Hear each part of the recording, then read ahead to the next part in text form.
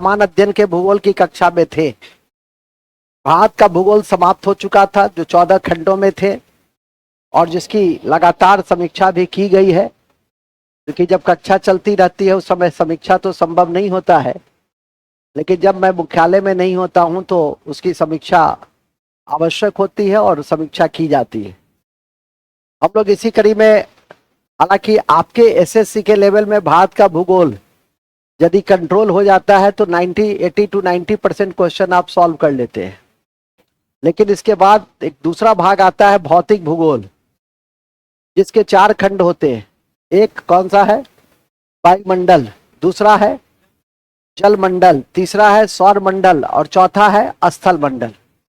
ये 4 खंड जो है हम लोग बृहस्पतिवार, शुक्रवार, शनिवार और रविवार, इस 3 दिनों के अंदर मेरी कोशिश होगी कि भूगोल का यह पाठ समाप्त हो जाए। और याद रखिए कि उसके बाद विश्व का भूगोल, तो विश्व का भूगोल पढ़ने से ज्यादा समझने की जरूरत है। समझने का मतलब ये होता है कि जब तक आप कंटेम्प्रोरी कॉन्टेक्स्ट में, जैसे ईरान का चारबहार समझौता बहुत इंपॉर्टेंट है, तो चारबहार समझौता, चारबहार क्या है? तो पोर्ट है, ईरान में है, कहाँ है? तो ये आपका वर्ल्ड ज्योग्राफी हो गया। सितवे बंदरगाह म्यांमार में है, तो जाके मैप में देखिए कि सितवे बंदरगाह कहाँ है, ठीक है कि नहीं? तो म्यांमार के आसपास के एरिया को देखिए, ठीक है। उसी तरह से कई हब्बन पोट्टा है जैसे श्रीलंका में, तो श्रीलंका को देखिए, भारत के साथ उसकी स्थिति को देखिए। तो ये आपका वर्ल्ड ज्योग्राफी आता है। इसके बाद वर्ल्ड ज्योग्राफी में आजकल कंटेम्प्रोरी इश्यूज के बाद आता है वही वर्ल्ड ज्योग्राफी का, मान लिया कोई महादेश को पढ़ रहे हैं या किसी देश को पढ़ रहे हैं, जो इंपॉर्टेंट देश है, जैसे अभी यूक्रेन रूस विवाद चल रहा है, तो यूक्रेन एक समय में बास्केट ऑफ रोटी कहा जाता था, रोटी का बास्केट कहा जाता था, सबसे ज्यादा वहां गेहूं का उत्पादन होता था। तो वो आपका वर्ल्ड ज्योग्राफी है। और आज के दौर में यदि भारत का गेहूं का निर्यात बढ़ा है, तो उसकी पृष्ठभूमि के पीछे वो यूक्रेन की युद्ध की पृष्ठभूमि ही है। लेकिन भारत के गेहूं के साथ एक निगेटिव फैक्टर क्या है कि हम लोग बहुत ज्यादा फर्टिलाइजर, केमिकल फर्टिलाइजर का इस्तेमाल करते हैं, जो अंतर्राष्ट्रीय मापदंड के ऊपर पूरी तरह से खड़े नहीं उतर पाता है। अभी हमारे भारतीय किसान इतने जागरूक नहीं हुए हैं कि वो बायो फर्टिलाइजर का अधिक से अधिक इस्तेमाल करें। उन्हें ऐसा लगता है कि बायो फर्टिलाइजर का इस्तेमाल करने से उनकी प्रोडक्शन और प्रोडक्टिविटी में ह्रास होगा, लेकिन उन्हें समझना चाहिए कि सॉइल की जो फर्टिलिटी है वो बायो फर्टिलाइजर से क्या है? बढ़ती है। अभी जैसे अभी का मौसम, हरी खाद जो काफी इंपॉर्टेंट फेनोमेना है, इंपॉर्टेंट फैक्ट है, और हरी खाद आप देखते होंगे कि ढैंचा, सनाई, मूंग, लोबिया, ये सब क्या करता है? देखते होंगे कभी कभी परीक्षा में पूछता है निम्नलिखित में से कौन भूमि की उर्वरता को बढ़ाने में सहायक है? तो कौन है? तो ढैंचा है, मूंग है, लोबिया है, उपयुक्त सभी है। तो आपके आंसर क्या हो जाएंगे? उपयुक्त सभी हो जाएंगे। तो ये आपके सामान्य अध्ययन के भूगोल का वर्ल्ड ज्योग्राफी है, जिसपे हाँ कोई द्वीप, कोई आइलैंड यदि चर्चा में आ जाए तो उस पर नजर रखिए, रटिए मत, थोड़ा सा नजर रखिए, ठीक है कि नहीं? और देखते रहिए, अपने वर्ल्ड मैप को भी थोड़ा सा देखते रहिएगा। मान लिया अभी ग्रेट बैरियर रीफ 2-4 दिन पहले पेपर में आया, तो ग्रेट बैरियर रीफ पेपर में क्यों आया?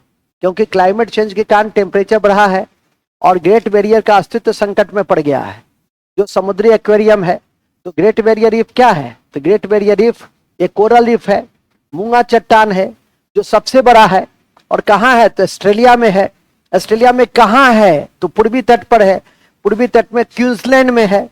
तो आप इस तरह से इन चीजों को देखिएगा तो वर्ल्ड ज्योग्राफी बहुत आसान लग जाएगा, और 2-3 कक्षा में उन विषय बिंदु को आप समझ जाइएगा तो फिर आपको कहीं कोई कठिनाई नहीं होगी। आप स्वयं भी देखते होंगे, जहां तक आपने पढ़ा है और आप क्वेश्चन बनाते होंगे, तो लगभग सारे क्वेश्चन यदि आप रिवीजन ठीक से करते हैं तो क्वेश्चन बनता होगा। इसका प्रमाण है कि यदि एक छात्र लगातार रिवीजन करके, और 150 में 123, ऐसा तो नहीं था कि ये छात्र पहले से ही जानता था, बिल्कुल कोई नहीं जानता था, लेकिन धीरे धीरे अभ्यास से आप वहां तक पहुंच सकते हैं, ठीक है कि नहीं? तो लगातार अभ्यास करते रहिए। मुझे खुशी है कि आपको जांच परीक्षा का जब रूटीन जाता है तो भी आप आके देते हैं, यही आपकी जागरूकता की निशानी है, और इस बात को समझने का ध्यान रखिएगा। दूसरी बात, इस कक्षा के बाद हमारी हिस्ट्री की कक्षा होगी और इसके बाद आपकी कक्षा समाप्त हो जाएगी। जहां तक मैथ का सवाल है, तो मैथ में अभी ट्रायल मेरा चल रहा है, अभी एक और टीचर इंजीनियर आएंगे, एक पीओ साहब आएंगे, प्रोफेशनरी ऑफिसर हैं। तो जो सबसे बेस्ट, अरे आपके लिए जब आप मेरे पास आए तो मैं आपका सबसे बेस्ट विकल्प जो स्थानीय स्तर पे होगा वो दूंगा, ठीक है कि नहीं। अब यदि कोई टीचर कल होके अपने मन से यदि कहेंगे कि हम छोड़ना चाहते, छोड़िए, हम रहना चाहते रहिए। मैं तो आज तक 25 सालों में किसी को ना तो भगाया हूं, ठीक है कि नहीं, किसी को नहीं भगाया। तो इसीलिए अब कोई टीचर नहीं चाहते हैं कि हम नहीं पढ़ाएंगे तो मत पढ़ाइए। यदि निजी महत्वाकांक्षा इतनी अधिक हो जाती है तो हम तो कंप्रोमाइज नहीं न कर सकते हैं। तो इसलिए इस बात को, टीचर की 25 साल में 20 टीचर आते हैं जाते हैं, हम अस्थायी होते हैं। इसलिए इंस्टीट्यूशन बिल्डिंग पे ध्यान दिया जाता है, व्यक्ति के ऊपर मैं कभी भी ध्यान नहीं देता हूं। इस बात को हमेशा ध्यान नहीं, यहां तक कि मैं स्वयं के ऊपर भी नहीं ध्यान देता हूं, जिसके कारण आप आते हैं मेरे पास, ठीक है कि नहीं। वो उसके ऊपर भी मैं ध्यान नहीं देता हूं। ध्यान होता है पूरा इंस्टीट्यूशन बिल्डिंग पे कि कोई आए कोई जाए, संस्था चलती रहती है।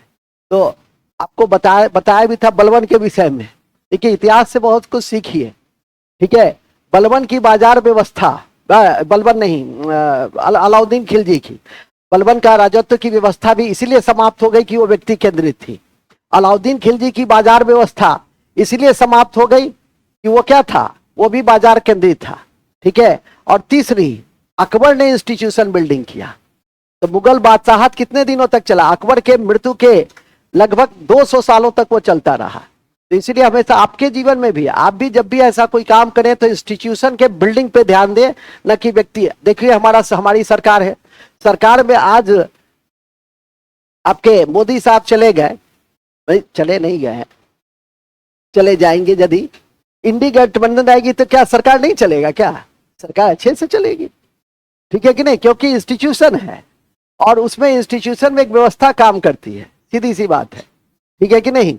तो वही, अब मान लिया नीतीश जी जाने वाले हैं, अभी गए नहीं है, चले जाएंगे, बीमार चल रहे हैं बेचारे, तो चले जाएंगे तो क्या कोई दूसरा सरकार नहीं चलेगा क्या, और दौड़ेगी, उससे भी बेहतर तरीके से चल सकती है।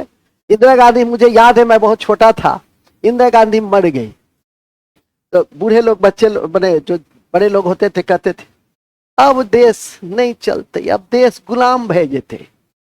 गुलाम हो गया क्या, क्या बढ़िया से 370 भी हटा दिया, एक देश दो कानून दो झंडा, जो दो मापदंड थे, कितनी आसानी से इतनी बड़ी समस्या को सॉल्व कर लिया गया। ये बहुत बड़ी समस्या थी, ठीक है कि नहीं, जो मान के चल रहे थे कि 370 कभी समाप्त नहीं हो सकता। क्यों, क्योंकि कॉन्स्टिट्यूशनल असेंबली ही भंग हो गई थी। लेकिन उसी में काट था कि जब पिछली सरकार, कांग्रेस की सरकार ने विभिन्न संशोधन के द्वारा वहां संशोधन किया 370 में, तो जब पिछली सरकार कर सकता है तो यह सरकार क्यों नहीं कर सकती है। और उसके लिए सबसे अच्छा कि विधानमंडल को भी क्या किया, भंग कर दिया। भंग नहीं किया, विधानमंडल को वहां विधानमंडल को भंग करके राष्ट्रपति शासन लगा दिया। और उसके बाद क्या हो गई, स्थिति हमारे पक्ष में आ गई, मतलब केंद्रीय संसद उसके लिए सर्वोपरि हो गया और कितनी आसानी से 370 जैसे मुद्दे को जो है सॉल्व कर लिया गया।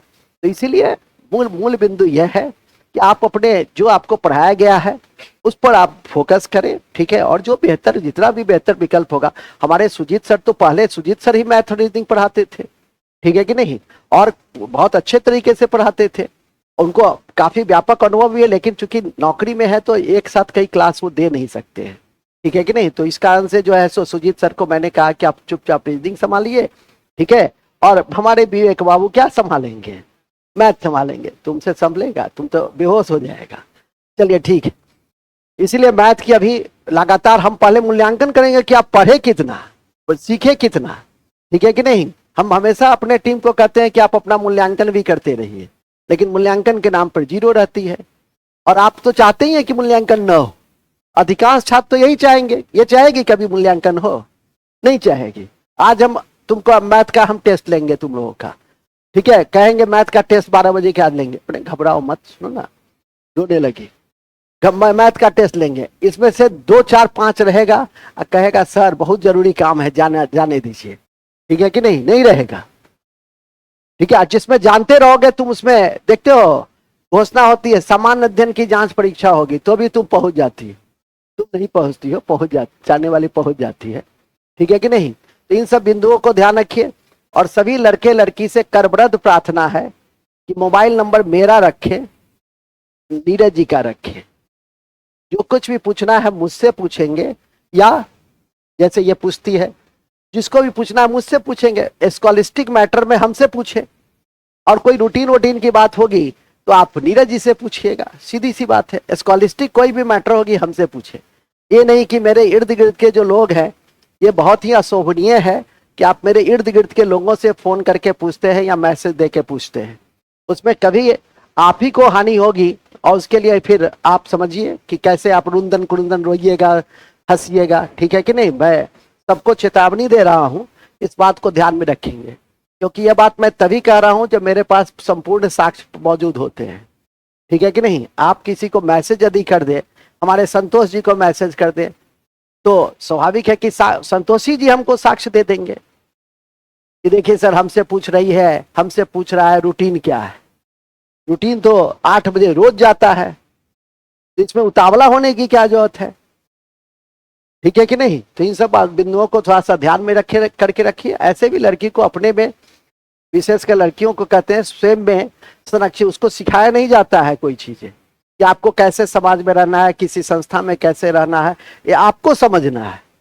चलिए आप शुरू करें, अब हो गया गप सब बहुत हो गया है, पढ़ाई की बात शुरू करते हैं। हम लोग आज भौतिक भूगोल में जलवायु विज्ञान को देखेंगे। जलवायु विज्ञान में क्या पढ़ना होता है बताओ। जलवायु विज्ञान में पढ़ना होता है वायुमंडल को, इसके बाद वायु दाब को, वायु पेटियां को, ठीक है कि नहीं। मतलब जो भी जलवायु से रिलेटेड है उसको हम लोग आज की इस कक्षा में देखने का प्रयास करेंगे। अब सवाल यह उठता है कि वायुमंडल में वायु प्लस मंडल, मतलब वायु क्या है, मिश्रण है कि यौगिक है, मिश्रण है, जिसका उपयोग मिश्रा जी करते हैं, नहीं मिश्रण है, और विभिन्न गैसों का मिश्रण है।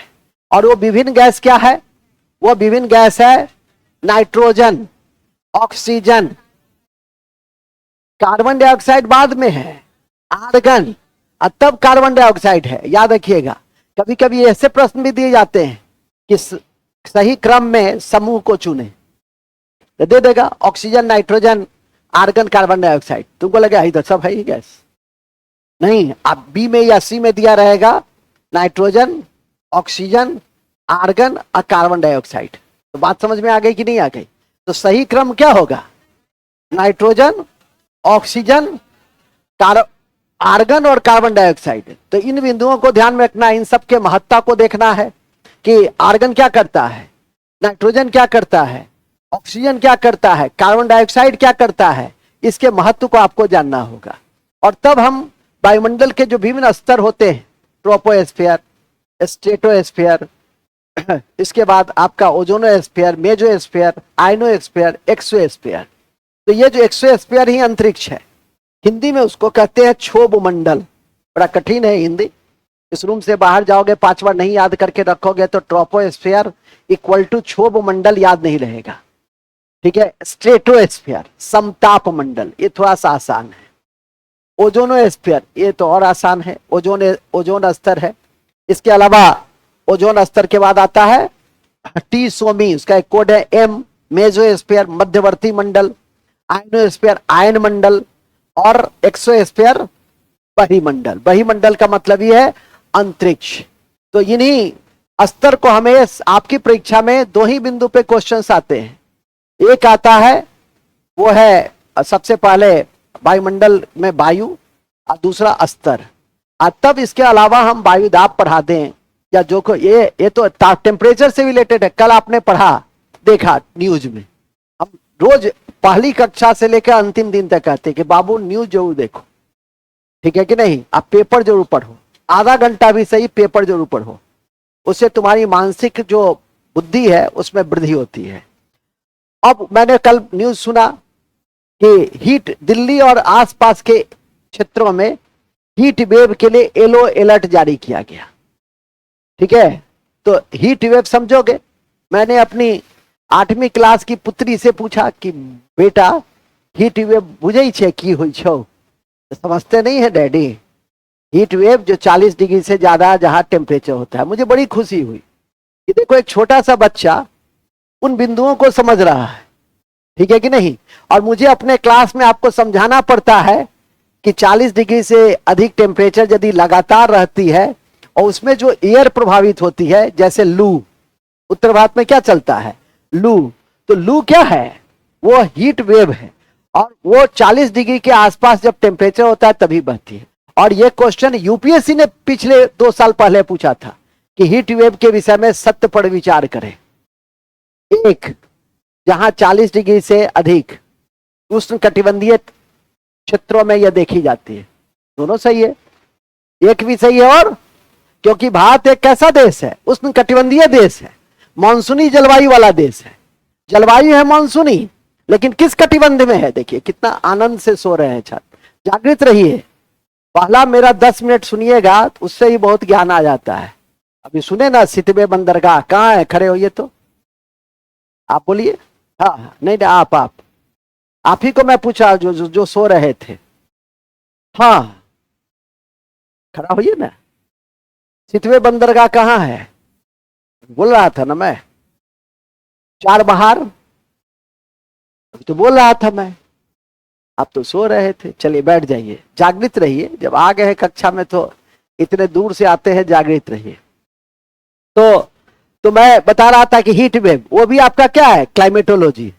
जलवायु विज्ञान क्या है, जलवायु का अध्ययन वैज्ञानिक तरीके से करना क्या है, जलवायु विज्ञान है।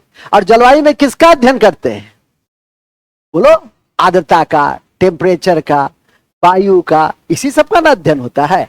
हम एक जलवायु, आप जिस क्षेत्र में रहते हैं, अभी मैं कहता हूं कि भारत की जलवायु कैसी जलवायु, मानसूनी, ठीक है। मानसूनी मतलब मानसून एक मानसून क्या, एक विशेष परिघटना है जिसमें हवा परिवर्तनशील होती है। हवा क्या होती है, एक भौगोलिक परिघटना है, और इसका प्रभाव ऐसा नहीं कि पूरे विश्व में पड़ता है। हम उन सौभाग्यशाली देशों में से हैं जिसका इंपैक्ट दक्षिण पूर्व एशिया में, दक्षिण एशिया में और वेस्ट इंडीज के एरिया में ज्यादा होता है। तो हमारी पूरी इकोनॉमी, हमारी पॉलिटिक्स, हमारी सोसाइटी भी मानसून से क्या है, प्रभावित है। तो मानसून परिवर्तनशील हवा है, जो कौन है, जो जिसमें 2 भाग है, एक दक्षिण पश्चिम, दूसरा उत्तर पूर्वी। हमारी अधिकांश वर्षा, पढ़े थे ना, हमारी अधिकांश वर्षा दक्षिणी पश्चिम मानसून से होती है। आप पूछिएगा कि सर अभी जो हो रहा था वो क्या था, सर अभी मानसून नहीं था, अभी प्री मानसून था। मैंने पढ़ाया था कि प्री मानसून कौन कौन है, श्रुति खड़ी हो, मानसून के पूर्व कितने तरह की वर्षा होती, खड़ी हो, तुम तो कहिए कि सर रिवाइज हम करते रहते हैं, बोलो। अरे काल बैसाखी है, नॉर्वेस्टर है, चेरी ब्लॉसम है, मेबाट है, बैठो, ठीक है कि नहीं। तो ये सब क्या है, ये सब आपकी प्री मानसून वर्षा। ये भी पूछता है आपकी परीक्षा में कि निम्नलिखित में से कौन सी प्री मानसून वर्षा नहीं, या कहेगा चुनिए, मानसून पूर्व की वर्षा को चुनिए। इसमें और तो सब याद आता है, मेबाट भूल जाते हैं, या मेबट भूल जाते हैं, या माबट, परीक्षा में कुछ भी देता है, माबट भी देता है, मेबट भी देता है। कहां होती है ये, राजस्थान में होती है। तो इसी समय, इसी मार्च अप्रैल के महीने में जो वर्षा यहाँ होती है, इन जिन जैसे हम लोग किससे प्रभावित होते हैं, काल वैसाखी से, हम लोग नॉर्वेस्टर काल वैसाखी से प्रभावित होते हैं, ठीक है कि नहीं। चेरी ब्लॉसम, मैंगो सोबर, आपके दक्षिण भारत में चेरी ब्लॉसम से आपका केरल, और मैंगो सोबर से कर्नाटक केरल का क्षेत्र। तो ये आपका इंपॉर्टेंट पश्चिमी घाट का जो क्षेत्र है वो इससे प्रभावित होता है। जो पढ़ लिए हैं उसको रिवीजन मारिए बढ़िया से। चलिए आप शुरू करें, वायुमंडल देखिएगा।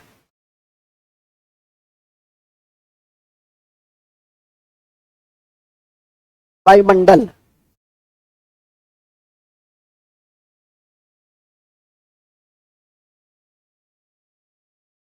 ठीक है।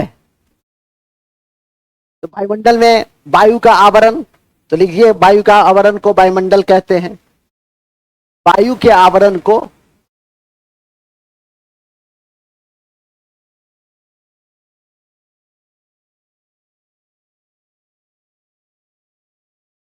वायु के आवरण को वायुमंडल कहा जाता है।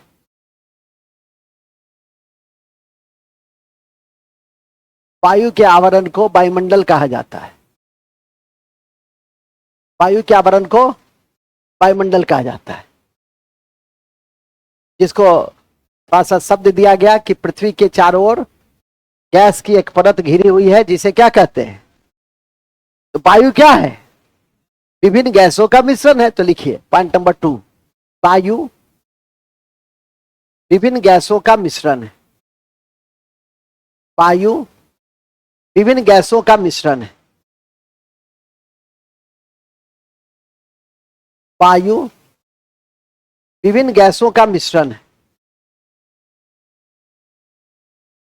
गैसों के अलावा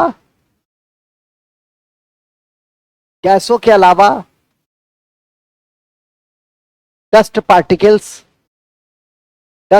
समझते हैं। धूलकण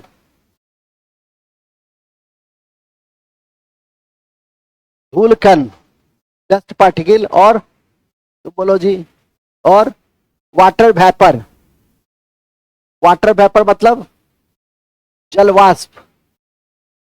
जलवाष्प रहते हैं।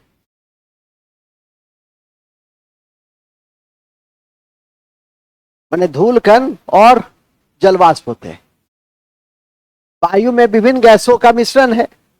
इन गैसों के अलावा धूलकण और जलवाष्प होते हैं। तो इंग्लिश के टर्मिनोलॉजी को सीख लीजिएगा इस फेज में। अभी तो जितना सीखिएगा, चाहे वो शब्द सीखिए कि ज्ञान की बातें सीखिए, उतना अच्छा है आपके लिए। ऐसा नहीं कि सर जलवाष्प लिख लो, लेकिन वाटर वेपर भी ध्यान रखो। ऐसा नहीं कि सर धूलकण लिख लो, हम तो लिखा ही दिए हैं, लेकिन साथ में डस्ट पार्टिकल्स भी ध्यान रखो। ठीक है कि नहीं? खैर मूल में आ जाइए। तो ये है क्या? ये है आपका वायु। अब वायु में सबसे ज्यादा क्या रहता है? नाइट्रोजन तो लिखेंगे। वायु में सबसे अधिक, नेक्स्ट पॉइंट, वायु में सबसे अधिक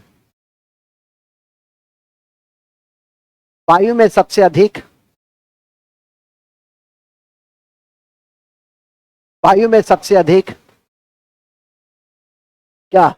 nitrogen 78%, nitrogen 78%, oxygen 21%, 21%, argon AR होता है। आर्गन कितना? 0.93%, 0.93%।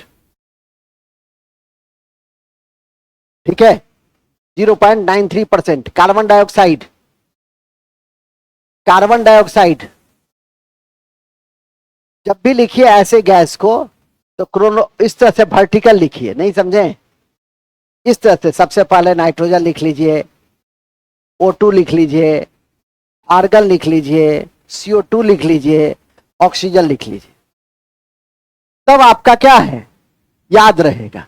आप लोग क्या करते हैं, हॉरिजॉन्टल लिख लेते हैं और उस पर कंफ्यूजन, यदि रिवीजन नहीं कीजिए तो कंफ्यूजन हो जाएगा। पूछेंगे कि वायुमंडल में दो प्रमुख गैस कौन है?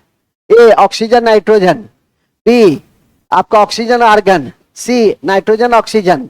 इतना पढ़ने का आपको फुर्सत है? आप सोचिए कि लिखा तो हुआ है ऑक्सीजन नाइट्रोजन, क्या अंतर है? नहीं, अंतर तो है। अंतर तो एक सबसे प्रसिद्ध अंतर हम बताते हैं। अभी आप हमारे जो पीछे बैठे हुए छात्र हैं वो चूड़ा दही खा के आए होंगे, और मकर संक्रांति में क्या खाते हैं आप लोग? दही चूड़ा। तो दही चूड़ा का क्या मतलब है? दही अधिक और चूड़ा कम। जैसे और दिन आप खाइएगा नहीं चूड़ा दही, इसके ब्याह में खाइएगा दही चूड़ा। बाराती तैयार है, एक बाराती आ गई है, ठीक है कि नहीं? इसका बाराती के लिस्ट में हम नहीं हैं, बहुत कम लोग हैं, गिने चुने विशिष्ट लोग हैं, ठीक है कि नहीं? मूल में आ जाइए। चलिए खैर, कहां थे? बाल पक रहा है, जितना जल्दी हो। अब आगे तुम समझो। हाँ, तो मैं बोल रहा था, मैं क्या बोल रहा था? वायुमंडल में सबसे अधिक नाइट्रोजन है, वायुमंडल में उसके बाद ऑक्सीजन है, उसके बाद प्रतिशत लिख लिए 78%, 21%, 0.93% और 0.03%। एक और लिख लेना, मतलब ऑक्सीजन का प्रतिशत 0 पॉइंट लिखो, 4 शून्य लिखो, 0 ऑक्सीजन में लिख लेना 0.00006। 0 पॉइंट के बाद 4 जीरो लिखो ना, ऐसा नहीं कि 4 जीरो लिख लेना, 4 जीरो। लोग का कोई ठीक है? कहेगा सर आप कहे थे ना, ये होगा ठीक है।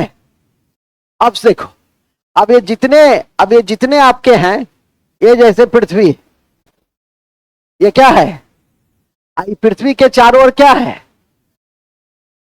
वायु का एक आवरण है। और जो गैस का आवरण है वो किसके कारण टिका हुआ है, गुरुत्वाकर्षण के कारण। तो नोट में लिख दो, गैस का आवरण गुरुत्वाकर्षण के कारण, गैस का आवरण गुरुत्वाकर्षण के कारण टिके होते हैं, टिके होते हैं, टिके होते हैं।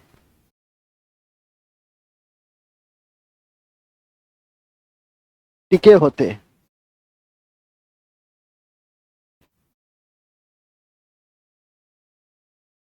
अब आइए, अब इस चारों के विषय में, ये जो चारों है, इस चारों के उपयोगिता को जानिएगा।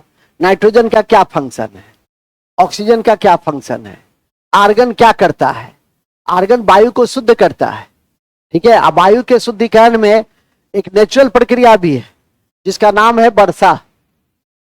देखोगे खूब प्रदूषण है, एक अच्छे से बारिश हो जाती है तो हवा क्या हो जाती है, शुद्ध हो जाती है। तो कई कई बार बहुत सामान्य चीज पूछी जाती है, लेकिन तुम उसमें गड़बड़ करके आ जाते हो, थोड़ा सा दिमाग नहीं लगाते हो। जैसे पूछेगा आपसे, आपका कि सबसे बड़ा ऊर्जा का प्राकृतिक स्रोत क्या है, सूरज की रोशनी। सूरज की रोशनी सबसे बड़ा प्राकृतिक ऊर्जा का स्रोत है, ठीक है कि नहीं। खैर अभी अपने मूल में आ जाओ। अब इस चारों के विषय में आप लोग ध्यान रखिए कि नाइट्रोजन की क्या उपयोगिता होती है। तो लिखिए क्या, लिखिए,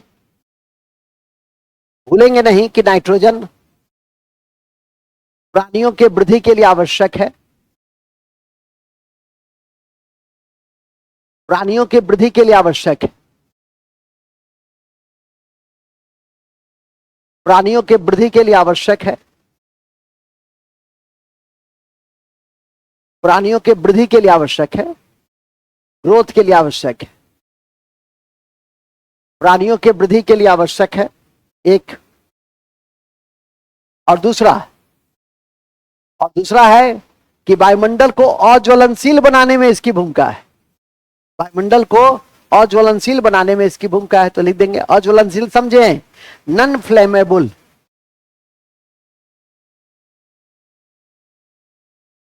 अज्वलनशील बनाने में इसकी भूमिका है। अज्वलनशील बनाने में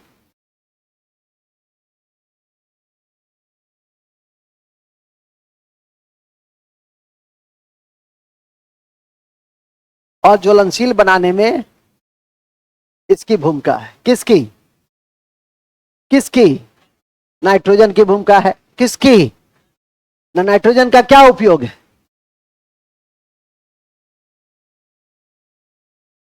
नाइट्रोजन फिक्सेशन मिट्टी की उर्वरता को बढ़ाता है। और नाइट्रोजन फिक्सेशन में नाइट्रोजन की मात्रा को बढ़ाने में किसका, कौन सा दलहनी फसल की भूमिका होती है, सबका है। अरहर का है, राइजोबियम, अरहर की भूमिका है, चना की भूमिका है। इस प्लांट्स को क्या कहते हैं, आप लोग को तो 50 क्वेश्चन 60 क्वेश्चन, विवेक जी अब रोज 60 क्वेश्चन रिवाइज करा देते हैं, ठीक है। यूट्यूब लाइव पर 7:45 बजे आज होगी, ऐसे सप्ताह में एक दिन नहीं होगी शुक्रवार को, लेकिन कल चूंकि नहीं हुई थी इसलिए आज होगी, ठीक है। वो सब तो संशोधन होता रहता है। 60 क्वेश्चन अभी रेगुलर साइंस का करा रहे हैं, और साइंस में किसका करा रहे हैं, बायोलॉजी का, ठीक है, जो आपके स्तर का है। और थोड़ा सा एक आध क्वेश्चन हो सकता है कि आपके स्तर से लगता होगा कि सर ये थोड़ा सा ऊंचा है, तो थोड़ा सा दिमागी विकास के लिए भी तो आवश्यक है, ठीक है कि नहीं। तो जो बायोलॉजी पढ़ लिए हैं तो उनको तो आसानी से बनना चाहिए। अब आपको याद नहीं रहेगा कि फैट सोल्यूबल विटामिन कौन सा है और वाटर सोल्यूबल कौन सा है, या हार्मोनल विटामिन कौन सा है, या ब्यूटी विटामिन कौन सा है, तो फिर कैसे होगा, ठीक है। या इरिथ्रोसाइट का कितना लाइफ स्पेन है, ये सब तो बेसिक क्वेश्चन से जानना चाहिए। हीमोग्लोबिन के क्या फंक्शन है, रक्त की क्या भूमिका होती है, ये सब तो ऐसे भी जानना चाहिए आपको। और सब कुछ एकदम to the point with concept के साथ आपको पढ़ा दिया गया है। अब आपका काम है कि आप उसको रिवीजन मोड में रखिए, जितना रिवीजन मोड में रखिएगा उतना अच्छा है। आप 100 क्वेश्चन बना लीजिए, उससे ज्यादा अच्छा होता है कि आप 2 पन्ना पढ़ लीजिए। लेकिन 100 क्वेश्चन बनाना भी क्यों अनिवार्य है कि उस 2 पन्ना का कंफ्यूजन को कौन दूर करता है? वो 100 क्वेश्चन दूर करता है। क्योंकि क्वेश्चन देख के कई बार कई लोगों को घबराहट होती है, तो इतना अभ्यस्त हो जाइए कि आपको घबराहट नहीं होता है ना। जब पहली बार जीवन में परीक्षा दिए होंगे तो उस समय घबराहट ज्यादा हुई होगी, रोज परीक्षा देने लगेगा तो आपको घबराहट नहीं होगी। तो इसलिए कभी कभी हम हर लड़के लड़कियों को कहते हैं, यदि एक साइकिल हो गया या थोड़ा सा 5-10% बाकी है, आप अपना मॉनिटरिंग शुरू कर दीजिए, एक सेट जरूर बनाइए। हम तो लेंगे अपने सुविधा अनुसार, 2 दिन 1 दिन 3 दिन लेंगे, बहुत लेंगे तो। लेकिन आप क्या कीजिए, आप कम से कम एक सेट सुबह या शाम पलथी मार के मोबाइल ऑफ करके रूम तुम बंद करके एकदम एकाग्रचित होके बनाइए और टाइम के साथ बनाइए। और तब देखिए 70 बना, 75 बना, 80 बना, तब ना मॉनिटरिंग होगा। और एक ऐसा नहीं कि पहला दिन बनाया 35 बना, रोने लगे, रूम बंद करके जो है गाना वाना सुनने लगे कि अब तकदीर में मेरे अंधेरे ही अंधेरे हैं। ठीक है कि नहीं? तो ऐसा नहीं सुनना है। ठीक है, 35 बनाने वाला ही 70 बनाता है, तो होगा 2-4-5 दिन ऐसा होगा कि 40 बनेगा, 42 बनेगा। आपको लगे हमरा बुते नहीं होते। अरे यार, दशरथ माझी जब पहाड़ को काट सकता है अपनी पत्नी के इलाज के लिए, तो तुमको तो एक छोटा सा परीक्षा पास करना है, इसमें कौन सी बड़ी बात है। वो देखे नहीं हो, अभी एक लड़का जिसका नौसेना का नौसैनिक में जाना चाहता था, वो भी एकदम सबसे लोअर ग्रेड में, और 14 साल के बाद वो बीए पास किया है। और उसके 5 साल के बाद, मतलब कि 16-17 से शुरू किया अपना कैरियर को, पहले मैट्रिक इंटर किया, 2 साल छोड़ दिया, कहा कि हम पुलिस बनेंगे, हम नौसेना में जाएंगे, नहीं हुआ।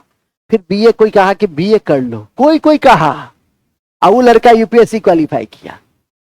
लेकिन वो तुम्हारी तरह वो नहीं था। उसके लिए क्या कहा गया कि दिन रात, फिर जब उसका महत्वाकांक्षा जागृत हो गई तो दिन रात काम करने लगा उस पर। और काम का तो सबसे सटीक उपाय तो रोज बताते हैं, एनसीईआरटी पढ़िए, क्लास करते रहिए, पेपर पढ़िए, चिंतन कीजिए। ठीक है कि नहीं? और सिलेबस रखिए, क्वेश्चन बैंक रखिए। अभी जिस परीक्षा की तैयारी कर रहे हैं वो तो बहुत आसान है, सारा का सारा ऑब्जेक्टिव है। पहले इस मुकाम को प्राप्त कर लीजिए, इसके उधर आगे बढ़िए। लेकिन ये नहीं सोचिए कि ये चीज हमसे नहीं होगा। हर आदमी हर काम कर सकता है, यहां तक ये बहुत कमजोर है ना, फिर भी बहुत मेरी नजरों में बहुत इंप्रूव किया है। पहले तो ये पूरा पन्ना में 2 लाइन लिखता था, क्या ललित जी, और आज देखो पूरा पन्ना में 2-4 शब्द ही नहीं लिख पाता है। तो हुआ ना? ठीक है कि नहीं? अभी कहेगा कि सर 1 साल से पढ़ रहे हैं, कुछ नहीं हो रहा है, तो कैसे होगा? जिसका बेस अच्छा रहता है वो एक बार पढ़ता है और निकल जाता है। बेस कमजोर रहता है तो उसको मजबूत करना ही पड़ता है। अभी देखिए, इनसे पूछे थे हम, सितवे बंदरगाह, चुपचाप सुन रहे थे या सो रहे थे, या इस कान से सुन रहे थे, इस कान से निकाल रहे थे। अब बताइए, वायु में सबसे अधिक कौन सा गैस होता है? क्या नाम है आपका? रतन जी बताइए। उधर मत देखिए, हमारी ओर देखिए, मन्नू तरफ देखिए। सर तन्नू की आंखों में ढीली ढील नजर आवे हो, अब ऐसा नहीं कह दो यार। हाँ बोलो। नाइट्रोजन, चलिए वेरी गुड। कितना %? वाह, देखो जागृत थे तो, सोए हुए थे तो नहीं बता रहे थे, जग गए तो देखो। Oxygen, very good. आर्गन, चलेगा, वहां तक हो गया ना? ठीक है, चलो ठीक है। तो अब नाइट्रोजन हो गया। नाइट्रोजन का क्या काम है समझ में आ गई? ऑक्सीजन का क्या काम है? ऑक्सीजन का क्या काम है बताओ? ऑक्सीजन का काम है ज्वलनशीलता लाना।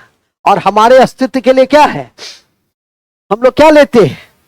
ऑक्सीजन लेते हैं। तो लिखिए ऑक्सीजन, ऑक्सीजन श्वसन में इसकी भूमिका है, श्वसन में इसकी भूमिका है। श्वसन, श्वसन सांस लेने, श्वसन नहीं बूझ रहा है, सांस लेने बूझ रहा है। श्वसन में इसकी भूमिका है। परसों भी मैंने एक क्वेश्चन दिया था, क्या दिया था कि शुद्ध रक्त कौन सा होता है? तो ऑक्सीजनेटेड ब्लड जो होता है, जो ऑक्सीजन कृत हो जाए, उसको क्या कहते हैं? उसको शुद्ध ब्लड कहते हैं। तो याद रखिएगा, तो सांस लेने में, श्वसन में किसकी भूमिका है? ऑक्सीजन की भूमिका है। और दूसरा, ऑक्सीजन के कारण ही कोई वस्तु क्या होती है? जलती है। तो फ्लेमेबल बनाने में भी इसकी भूमिका है। देखो हमारी प्रकृति में सब कुछ है, नॉन फ्लेमेबल बनाने में ही भूमिका है किसकी? नाइट्रोजन की। अब फ्लेमेबल बनाने में भी भूमिका है किसकी? ऑक्सीजन की। तो लिखेंगे ज्वलनशीलता में भूमिका है। ऑक्सीजन में दो बातें याद रखो, ज्वलनशीलता में भूमिका है,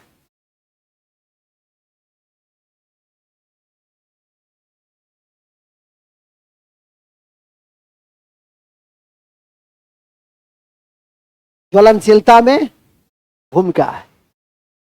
किसमें भूमिका है? ज्वलनशीलता में भूमिका है। अब क्या हो गया? नाइट्रोजन हो गया, ऑक्सीजन हो गया। अब क्या है? आर्गन। तो लिखो आर्गन। Argon, argon. आर्गन की क्या भूमिका है बाबू? इनर्ट गैस तो है ही, वायुमंडल को शुद्ध करने में, अभी बता रहे थे ना कि आर्गन की भूमिका वायुमंडल को शुद्ध करने में है। वायुमंडल को किसकी भूमिका? किसकी भूमिका? तो लिखेंगे आर्गन की भूमिका वायुमंडल को शुद्ध करने में, वायुमंडल को शुद्ध करने में। ठीक है, आंख कान नाक खोल के रखिए। अभी नहीं कहिए कि सर मेरा कितना खुला हुआ है, खुलने से नहीं होता है, इसको खोलना पड़ता है। हाँ, जागृत रहिए हमेशा। देखो बच्चा रतन जी जागृत हो गया तो बताया, और सोया हुआ था तो उसको चार बाहर में भी दिक्कत थी। तो जागृत रहिए, हो गया। और यह क्या है? एक अक्रिय गैस। ये क्या है? अक्रिय गैस है, इनर्ट गैस है। हीलियम, नियन, आर्गन, क्रिप्टन, जेनन, रेडॉन, ये सब क्या है? और वायुमंडल में सभी अक्रिय गैस पाए जाते हैं, रेडॉन को छोड़कर। वायुमंडल में सभी अक्रिय गैस पाए जाते हैं, किसको छोड़कर?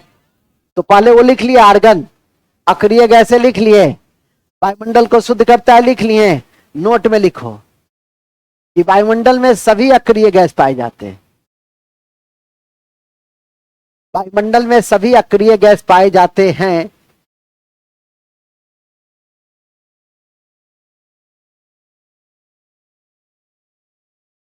सभी अक्रिय गैस पाए जाते हैं,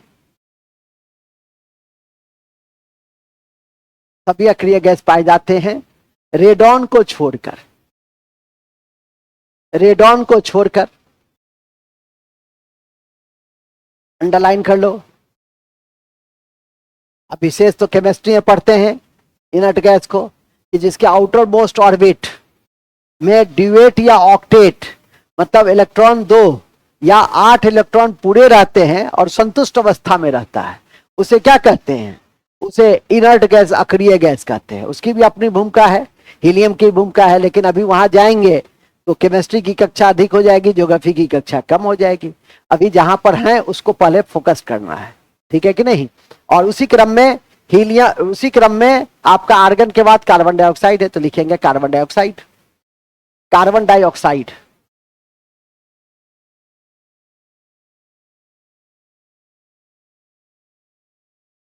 कार्बन डाइऑक्साइड,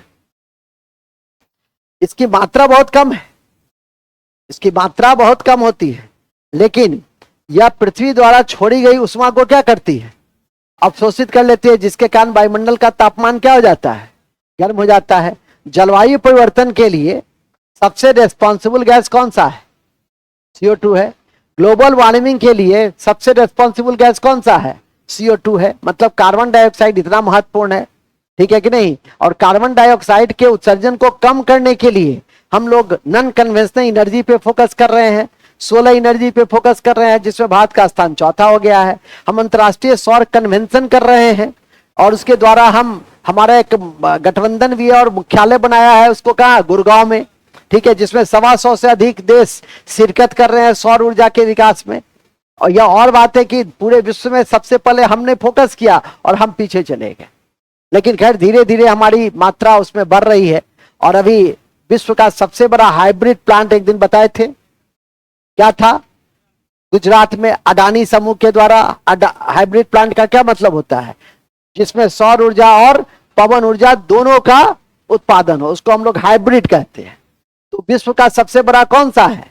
वो गुजरात में कच्छ की खाड़ी में बन रहा है। कच्छ की खाड़ी तो ऐसे भी भूगोल के प्रारंभिक कक्षा में ही पढ़ते हैं कि कच्छ की खाड़ी कहाँ है, तो गुजरात में है। और किस लिए प्रसिद्ध है? जंगली गधे के लिए प्रसिद्ध है, ठीक है कि नहीं। दो दो जगह जंगली गधे के लिए प्रसिद्ध है, एक कच्छ की खाड़ी, दूसरा लद्दाख। फिलहाल अभी हम कल जंगली गधे में नहीं है, अभी हम लोग कार्बन डाइऑक्साइड में है। नींद आ रही है? हाँ, जागते रहिए, ठीक है। शाम में कुछ गोला वोला नहीं ना लेते हैं? अच्छा चलिए ठीक है। नहीं लगता आप ऐसे करके जो देखते रहते हैं ना, तो हमको लगता है बड़ा मस्त अवस्था में है, तो इसलिए डर जाते हैं। तो लगता है शाम का प्रभाव अभी तक है, ठीक है। चलिए ठीक है, तो लिखिए कार्बन डाइऑक्साइड, ठीक है ना। यह कम मात्रा में वायुमंडल में पाया जाता है, यह कम मात्रा में वायुमंडल में पाया जाता है।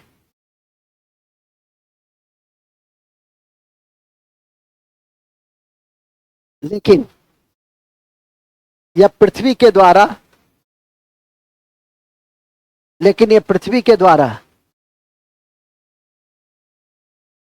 छोड़े गए, पृथ्वी के द्वारा छोड़े गए उष्मा को,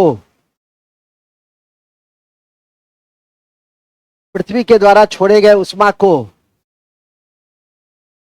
पृथ्वी के द्वारा छोड़े गए उष्मा को अवशोषित कर लेता है, अवशोषित कर लेता है। आज तेजी से लिख रहे हैं विवेक बाबू।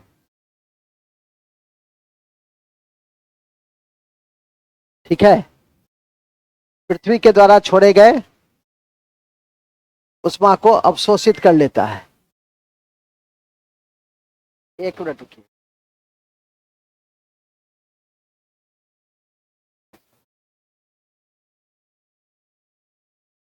हाँ Shukla ji, good morning, good morning, बोलिए।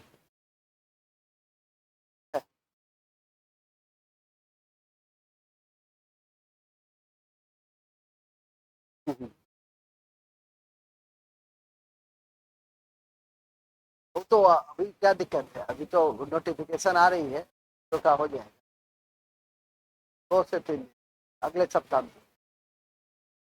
हाँ हाँ हाँ, बनी फाइल बढ़ी हुई, हम देखें, बताएंगे बताएंगे। लगता है वैशाली वाले को, हाँ लगता है। हाँ तो नीचे जाता है कुछ और, वहाँ ऊपर कुछ और हो जाता है।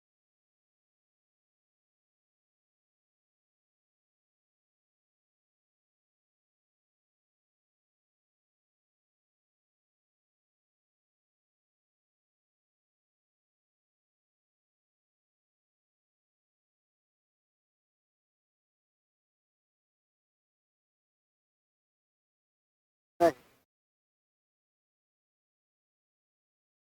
हाँ हो सकता है वो भी है, लेकिन फिर 1 महीना तो डिस्टर्ब रहेगा ना तत्काल।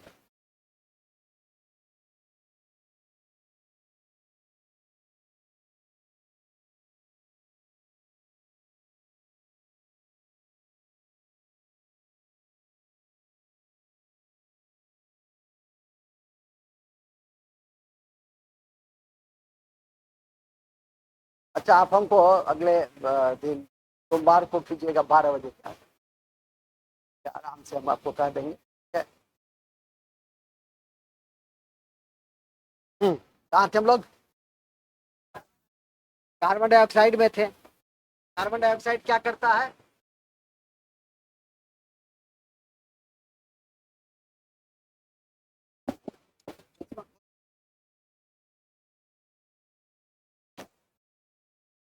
तो पुरानी है तो सबको हिम्मत नहीं होता है इसको, कौन बोले आप पीछे खोलना पड़ता है। देखते हैं सब मास्टर साहब का चश्मा भी खुलवा देते हैं, ठीक है। और उसमें भी आज राम जानकी का दिवस है। आज तो तुम सब सीता के रूप में हो, ठीक है कि नहीं। जितना मृदुभाषी हो, जितना कम बोलो उतना अच्छा। जैसे सीता थी, सर हम लोग को सीता नहीं बनना है, अग्नि परीक्षा नहीं देना है। चलिए ठीक है, सीता के कारण ही राम महान बने आपके लिए, क्योंकि आप त्रिपुंडधारी हैं। तो आपको प्रवचन के दृष्टि से हम बता दिए कि सीता के कारण ही राम महान बने, ठीक है। आगे लिखिए, ई नहीं लिखना, आगे लिखिए। हम लोग थे कार्बन डाइऑक्साइड में, तो सारी उष्मा क्या होती है? अब वहां नोट में लिखो, जलवायु परिवर्तन, जलवायु परिवर्तन, जलवायु परिवर्तन और ग्लोबल वार्मिंग के लिए, और ग्लोबल वार्मिंग के लिए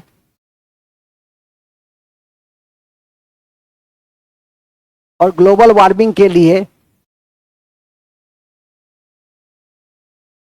और ग्लोबल वार्मिंग के लिए ग्लोबल वार्मिंग के लिए क्या CO2 गैस जिम्मेवार है, CO2 गैस जिम्मेवार है, CO2 गैस जिम्मेवार है। हो गया ना? तो पहला भाग कंप्लीट हुआ।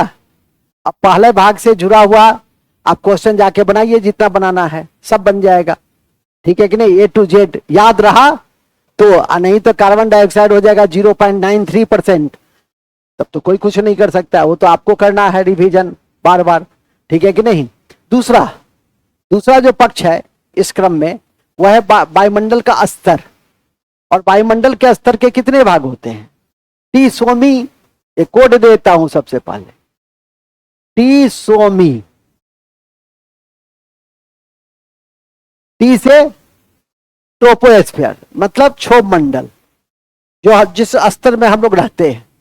सारी मौसमी घटनाएं इसी में होती है। मौसमी घटना का क्या मतलब है कि आंधी तूफान, जितना भी चीज, ओलावृष्टि जो भी होता है वो इसी स्तर में होते हैं, तो क्षोभ मंडल है। क्षोभ कहते हैं ना, हम तुमसे बड़ा क्षोभ में है, बड़ा दुखी है, तो इस मंडल में क्या है? बड़ा दुख है। देखते ही है प्राकृतिक आपदाएं आती हैं, नहीं बाढ़, प्राकृतिक आपदा में सभी तरह की आपदा है। हमारे देश में सभी तरह की प्राकृतिक आपदाएं पाई जाती है, बाढ़ भी है, भूकंप भी है, ठीक है कि नहीं? तो ये कुछ मानवीय घटना आपदा भी होती है। जंगल में आग आपके कारण है, ठीक है कि नहीं? यहां तक कि अब तो कहा जाता है कि प्राकृतिक आपदा, भूकंप भी कारण आप ही हैं। आप कौन? मनुष्य। क्योंकि आप टिहरी के क्षेत्र में, पहाड़ी के क्षेत्र में ऐसा मकान बना लिए हैं कि उससे उसका दबाव क्या हो गया? बढ़ गया। और अभी भूकंप का जो 5 जोन है वो सबसे ज्यादा खतरनाक जोन में से एक है। तो इस सब की विषय में इसी कक्षा में आपको स्थल मंडल में जब जाएंगे तो इन सब की जानकारी आपको दी जाएगी। फिलहाल आइए नेक्स्ट, तो टीसोमी, उसी तरह से एस है, ये समताप मंडल है, ठीक है? और समताप मंडल में कोई मौसमी घटना नहीं होती है। हमारी जो वायुयान उड़ती है, ठीक है कि नहीं? अभी मैं आंकड़ा देखा कि 2024-25 में 48 करोड़ लोग विमान यात्रा करेंगे। समझ जाइए, मतलब देश की आबादी 140 करोड़ और 140 करोड़ में 48 करोड़ लोग विमान यात्रा करेंगे। ये 2023-24 के आंकड़ों के आधार पे है। यदि 2023-24 में 40-42 करोड़ होगा तो 10-20 करोड़, 10 से 20% और जोड़ दिया जाता है, ठीक है कि नहीं? मूल में आ जाइए। और इसका कारण यही है कि उड़ान के कारण रेट पे फेयर कम नहीं है, सुविधाएं बढ़ गई है। कि आपको जाना है दिल्ली तो दरभंगा में पकड़िएगा, 7-8 हजार रुपए का टिकट लीजिएगा, पहुंच जाइएगा कहां? दिल्ली, समझे? अब वहां ग्लोबल कॉन्फ्रेंस में, ग्लोबल जलवायु परिवर्तन के सम्मेलन में भाग लेके आ जाओगे। फिलहाल तो यहां आ जाओ। इसी स्ट्रेटोस्फीयर में रहता है ओजोन स्फीयर, जो सूरज की हानिकारक अल्ट्रावायलेट रे को रोकता है, कहता मत जाओ।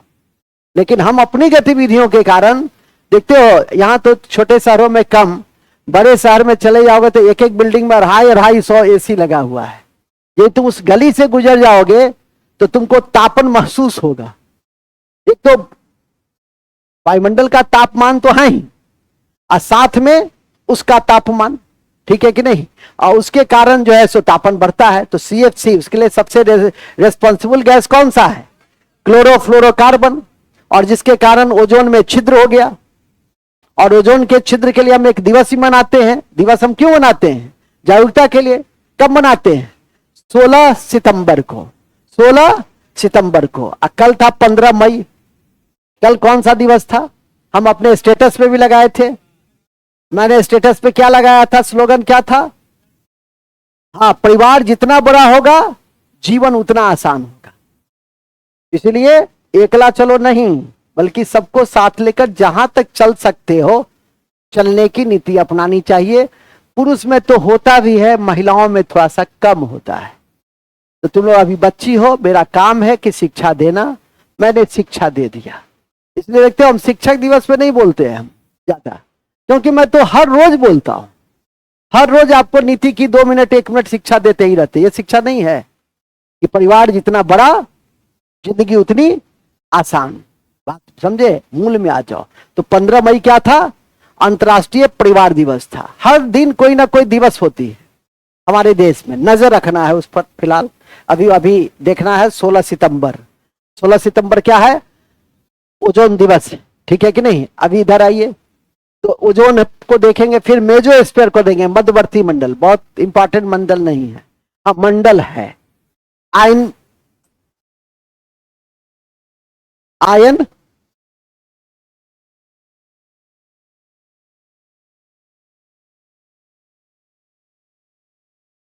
आयन मंडल, ये मंडल इंपॉर्टेंट है। यहां से रेडियो तरंगे परावर्तित होती है। आप जो रेडियो पे एफएम सुनते हैं कि अकेले हैं तो क्या गम है, जो गाना सुनते हैं वो कहां से सुनते हैं? उसी रेडियो तरंग के परावर्तन से। अभी ना हंसते हैं, अभी ना रेडियो की कोई काम नहीं हो गई। अब तो मोबाइल ही तुम लोग का रेडियो है, और दूरदर्शन है, और सब कुछ मोबाइल में। सारी दुनिया तुम्हारे मोबाइल में, ज्ञान भी है मोबाइल में। किस चीज का आप कितना उपयोग कीजिए ये डिपेंड। कभी मैं सोचता था कि काश टीवी जो है न्यूज इस मोबाइल पे आता, 2002 वगैरह में सोचते थे। देखो सब कुछ सब, फिर सोचते थे इसके पास जो गाना है ये गाना ट्रांसफर हो जाता कितना अच्छा होता। तो 2006 में एक मोबाइल लिए, ठीक है कि नहीं, फिलिप्स का। और उसमें ब्लूटूथ, एक लड़का था दरोगा बन गया, निशांत। तो वो सबसे थोड़ा सा जानकार था। वो कहा कि सर लाइए ब्लूटूथ से जोड़। उसको हम ऊपर से लेके नीचे तक देख रहे थे कि कितना बड़ा साइंटिस्ट। कैसे कैसे चेंज। अरे मोबाइल की तो पूरी, तुम लोग का तो जन्म भी नहीं हुआ होगा कई लोगों का इसमें। कई लोगों का क्या, मुझे लगता है कि ललित जी को छोड़कर विवेक भी पकड़ाया हुआ लगता है। मैंने एक आध दो लोगों को छोड़कर सबका जन्म भी ठीक से नहीं हुआ होगा। 2000 इसमें जन्म हो गया था, कहीं नहीं थी तब। खामखा जो है सो 2000 के विषय में सोच रही हो, ठीक है कि नहीं? मूल बिंदु पे आ जाइए। तो तुम्हारा हो गया था, वो कह रहा है उसको मेरा हो गया था। इसलिए कहे कि कुछ लोग पकड़ाया हुआ है, ठीक है कि नहीं? तो नई नई टेक्नोलॉजी कैसे, कहने का अर्थ है कि नई नई टेक्नोलॉजी कैसे आई। पहले मोबाइल उठाते केवल हेलो 5 रुपया कट जाता, ठीक है कि नहीं? क्या मतलब उस समय समय था। आज देखो मुफ्त में कूपन देता है, अब तो कहेगा कि मुफ्त में ही रिचार्ज कराइए। कुछ समय ऐसा आ जाएगा कि मुफ्त में ही रिचार्ज कराइए। हो सकता है 1-2 महीना के लिए फ्री कर देगा, मतलब अपने ग्राहक को बढ़ाने के लिए। खैर मूल में आइए। तो ये आपका है आयन स्फीयर। इसके आगे एक्सोस्फीयर। तो एक्सोस्फीयर क्या है? वहीमंडल, अंतरिक्ष। और वहीं से हमारा संचार, उपग्रह वगैरह जो संचालित हो रहा है वो कहां से संचालित हो रहा है? ठीक है कि अभी देखा होगा आप लोगों ने चांग-ई 6 चंद्र अभियान चीन ने शुरू किया है, पाकिस्तान को मदद दे रहा है। पाकिस्तान एकदम खुश है, पाकिस्तान में खुशी का लहर है कि पाकिस्तान पहुंचा चांद पर कटोरा लेकर। केवल लास्ट में लिखा हुआ है कटोरा लेकर, ठीक है कि नहीं? लेकिन कैसे कैसे पहुंचा चांद पर? खुद के बदौलत नहीं, बल्कि चीन के बदौलत। मूल बिंदु पे आ जाइए। लेकिन ये चांग-ई 6, और मैं जब से शुरू हुआ है 5-7 बार तो मैं करा ही दिया हूं कम से कम, ठीक है कि नहीं? और मुझे तब आप गलती कर दीजिएगा परीक्षा में कि चांग-ई 6 किसका चंद्र अभियान है, और कहीं दक्षिण कोरिया पे टिक लगा दिए। कितना दुख होगा कि रोज बताते रहे, जहां भी प्रसंग आता रहा कहते रहे, नोट करवाते रहे, क्वेश्चन बनवाते रहे, या फिर भी उसको पचा के नहीं रखे। मूल बिंदु पे आ जाइए, ठीक है कि नहीं? मुख्य बिंदु यह है कि यही आपको, इस स्तर को अभी आपको पढ़ना है। तो देखिए वायुमंडल भाग 2, वायुमंडल के स्तर। वायुमंडल के स्तर,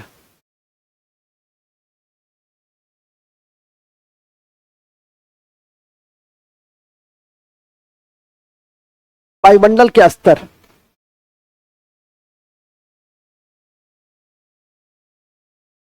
वायुमंडल के स्तर। ठीक है, देखो ये जो पहला मंडल है, पृथ्वी के बाद का पहला मंडल कौन सा है? क्षोभ मंडल है। नहीं, यदि पृथ्वी को तुम देखो ऐसे, ये पृथ्वी है, ये जो मंडल होगा, ये पहला मंडल कौन सा होगा? क्षोभ। उसके बाद का मंडल जो होगा संताप होगा। उस तरह से आपका ये बढ़ता जाएगा, उस तरह से आपका ये ऑरा जो है वो क्या होता जाएगा? बढ़ता जाएगा। चलिए तो लिखिएगा, वायुमंडल के निम्नलिखित महत्वपूर्ण स्तर है। वायुमंडल के निम्नलिखित महत्वपूर्ण स्तर है, महत्वपूर्ण स्तर है।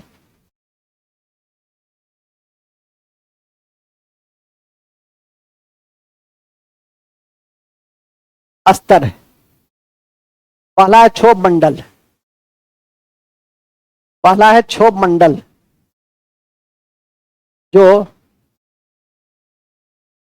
जो 18 किलोमीटर, 16 से 18 किलोमीटर तक है, जो ऊंचाई जिसकी 16 से 18 किलोमीटर है, 16 से 18 किलोमीटर है। इस मंडल में दो बातें याद रखिएगा कि जब ऊंचाई बढ़ती है तो तापमान क्या होती है? कम होती है। आप अभी कहां जाना चाहेंगे? हिली स्टेशन, नैनीताल, मंसूरी, डलहौजी, लेंसडाउन, शिमला, कुफरी वगैरह वगैरह वगैरह, ठीक है कि नहीं? वहां पर आप जाना चाहेंगे। क्यों जाना चाहेंगे? क्योंकि उसकी ऊंचाई अधिक है। और 100, आप इसका अंतर देखिएगा कि कभी नैनीताल जाने का मौका मिले तो काठगोदाम स्टेशन है एक, काठगोदाम हल्द्वानी के बगल में है, मैदानी क्षेत्र है। अभी वहां इसी तरह की गर्मी। जैसे ही टैक्सी पकड़ के नैनीताल ऊपर जाइएगा, 15 मिनट के बाद जैसे जैसे ऊपर जाइएगा, आप कहिए कि जब फुल शर्ट लाओ तो फुल शर्ट पहन लीजिएगा। फिर 15 मिनट ऊपर जाइएगा, तो हाफ स्वेटर लाए हैं तो हाफ स्वेटर दे देना। फिर 15 मिनट के ऊपर जाइए, 1 घंटा लगता है ऊपर जाने में। फिर कहिए चीटर है, चीटर, वो दे देना। अब फिर ऊपर जाइएगा तो कहिएगा मोटा वाला कोई स्वेटर नहीं लाए हैं क्या? ठीक है, तो आशा है समझ गए होंगे कि टेम्परेचर कैसे कैसे क्या है। 165 मीटर ऊपर जाने पर 1 डिग्री सेल्सियस बढ़ जाता है और लगभग 2000 के आसपास है। ठीक है, 1800 1900 करीब है ऊंचाई पर। तो आप खुद देख लीजिए कि 10 से 12 डिग्री सेल्सियस क्या हो जाएगा? कम हो जाएगा। ठीक है कि नहीं? तो 10 से 12 डिग्री सेल्सियस वहां दिन का टेम्परेचर 20-22 डिग्री सेल्सियस रहता है और रात का हो जाता है 6-7 डिग्री सेल्सियस। तो समझ ही गए। ठीक है, अब तो खैर नैनीताल वगैरह, मंसूरी, शिमला वगैरह में हम तो हर सीजन में गए हैं। अब तो वहां भी आप उष्णता महसूस करते हैं, लेकिन वहां उष्णता महसूस होता है 1 घंटे के लिए, क्योंकि दूसरे घंटे क्या हो जाती है? वहां बारिश हो जाती है। अब दूसरे घंटे जैसे ही बारिश हो जाती है तो क्या हो जाता है कि आप ठंडा महसूस करने लगते हैं। ठीक है कि नहीं? लेकिन वहां भी अब गर्मी महसूस होती है। ठीक है, वहां भी लोग अब पंखे की तलाश करने लगे हैं, क्योंकि पहले लोग हिल स्टेशन जाते थे तो पंखे की तलाश नहीं करते थे, नाम ही था हिल स्टेशन। लेकिन अब हिल भी क्या हो गया? हॉट हो गया। यही तो क्लाइमेट चेंज का इंपैक्ट है। पहले एक पंखा से काम चल जाता था। आज से पिताजी से पूछना, दादाजी से पूछना, ठीक है? नहीं, पिताजी से नहीं, दादाजी से पूछना। एक मतलब जिनके हैं तो कहते थे कि एक का पंखे बहुत रहे, क्या उसी में जो है सो ठंडक महसूस होती थी, हवा में ठंडापन रहता था।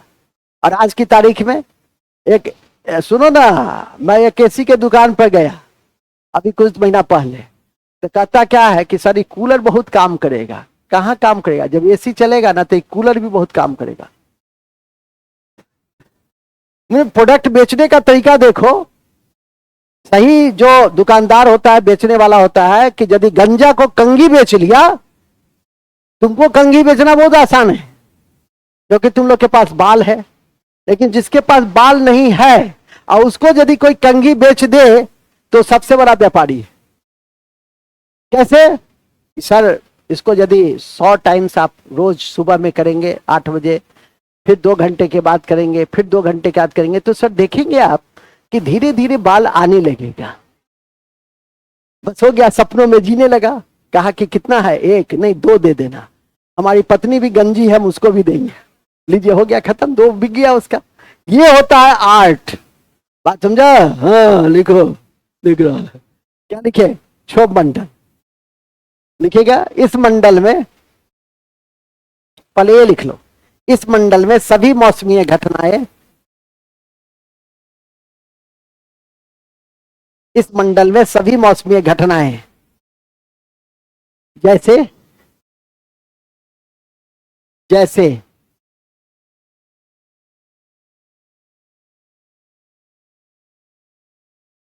सभी मौसमी घटनाएं जैसे,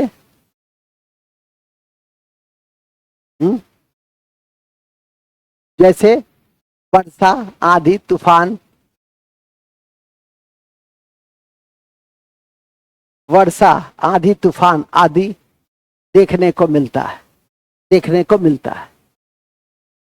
आंधी तूफान आदि देखने को मिलता है।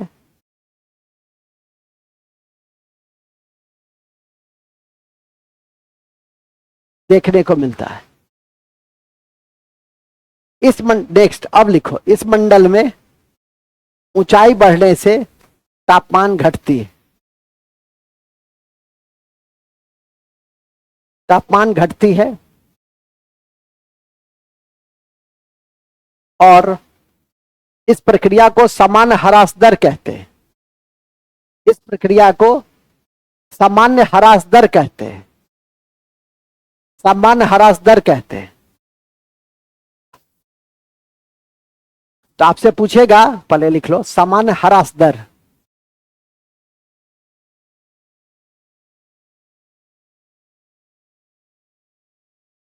समान ह्रास दर, समान ह्रास दर कहते हैं।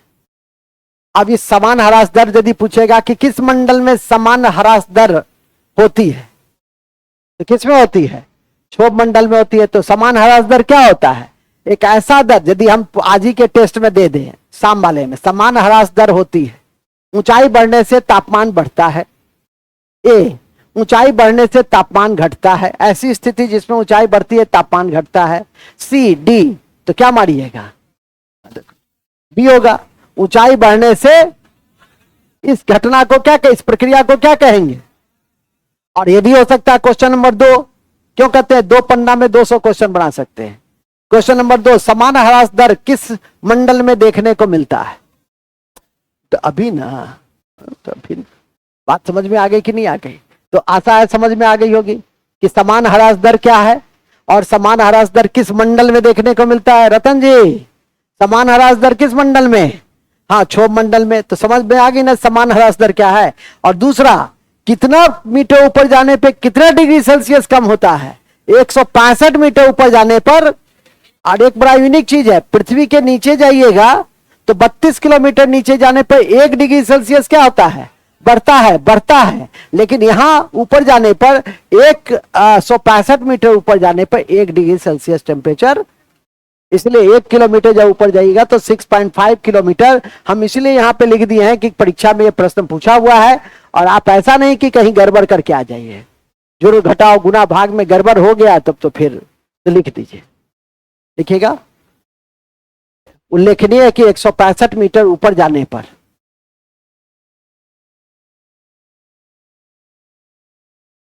165 मीटर ऊपर जाने पर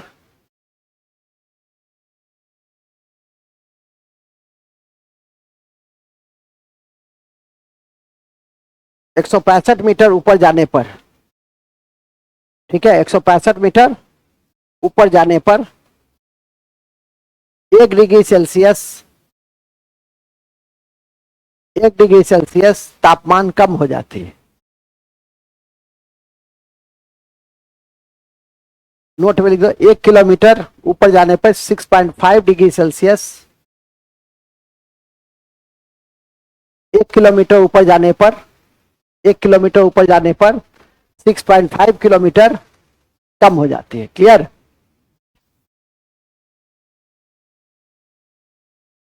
ठीक है। नोट में एक और लिख देना, भूमध्य रेखा पर तापमान बढ़ता है, हवा फैलती है। भूमध्य रेखा पर, भूमध्य रेखा पर भूमध्य रेखा पर तापमान बढ़ने से हवा फैलती है, हवा फैलती है, हवा फैलती है, जबकि पोल पर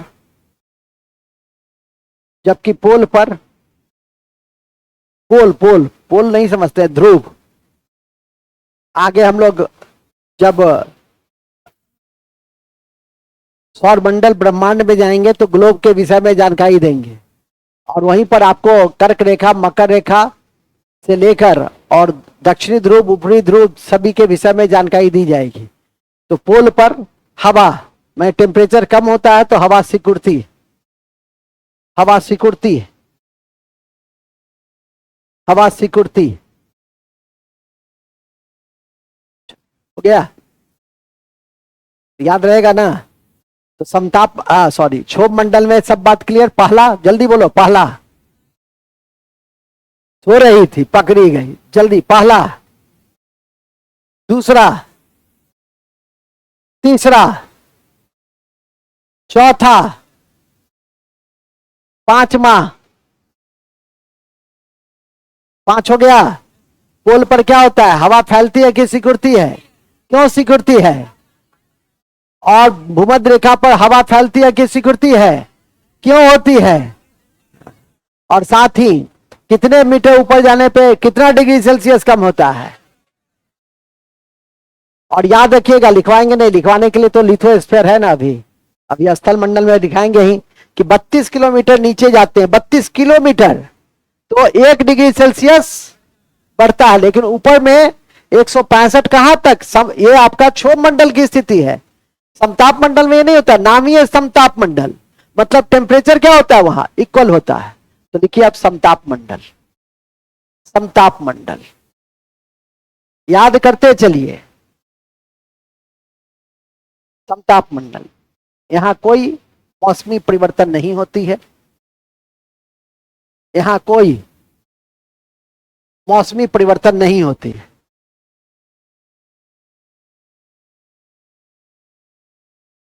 इसलिए वायुयान के उड़ने की आदर्श दशा है,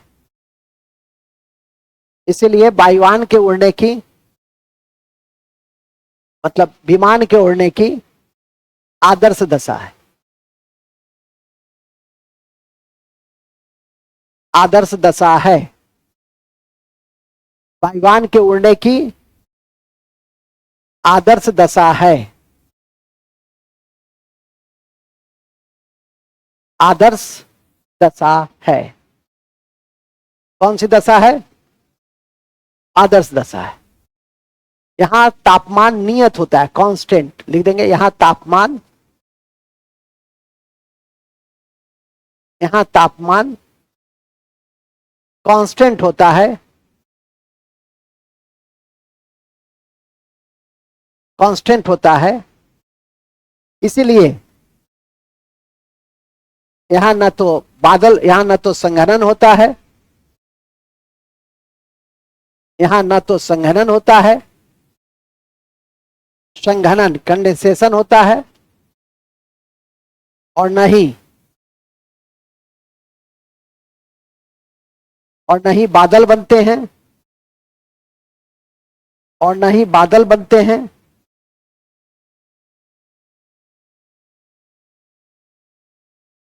न ही बादल बनते हैं, और न ही वर्षा होती है, वर्षा होती है। ठीक है? संघनन क्या होता है बताओ? कहता है कंडेंसेशन। हाँ ठीक बोला है, कुछ बोल रहा है, ठीक बोलो। संघनन पूछेंगे क्या होता है? ललित जी बताइए, संघनन क्या होता है? हाँ हो गया, सब भुला गए, बैठिए। तुम बोलोगे? कौन बोलेगा संघनन क्या होता है? कंडेंसेशन क्या होता है? बहुत बढ़िया। गैस का लिक्विड में बदल जाने की प्रक्रिया को नोट में लिख दो। गैस को लिक्विड में बदल जाने की प्रक्रिया को संघनन कहते हैं, कंडेंसेशन। Condensation, condensation. गैस को द्रव्य में बदलने की प्रक्रिया को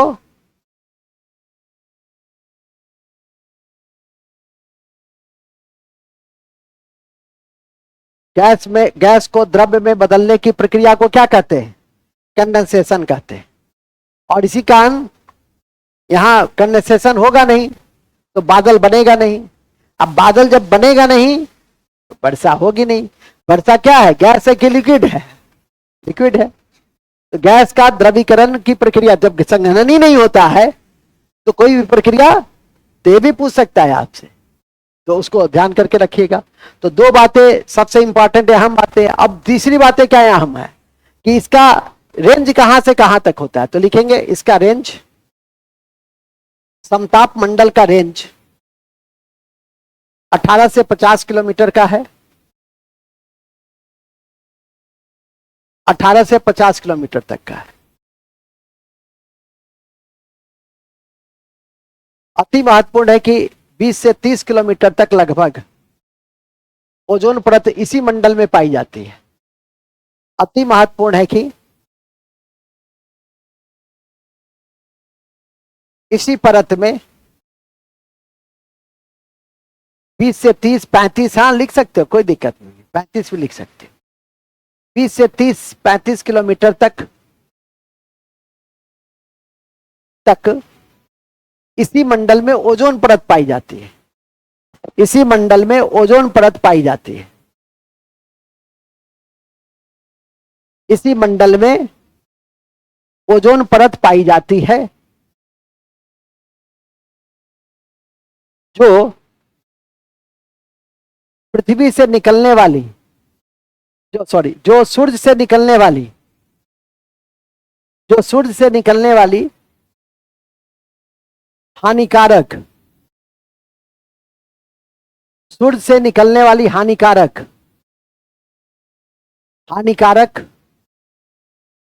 जो सूर्य से निकलने वाली हानिकारक सूर्य से निकलने वाली हानिकारक क्या? अल्ट्रावायलेट किरण को रोकती, अल्ट्रावायलेट किरण को रोकती, यूवी रे को रोकती। ठीक है, यूवी रे को रोकती, अल्ट्रावायलेट रे को रोकती है, जो हानिकारक है। हानिकारक कैसे है? स्किन कैंसर को बढ़ा देता है। लिखेंगे यह हानिकारक है जो स्किन कैंसर को बढ़ा देता है। यह हानिकारक है, बड़े यह किरण हानिकारक है, यह किरण हानिकारक है, यह किरण हानिकारक है, यह किरण हानिकारक है जो यह किरण हानिकारक है जो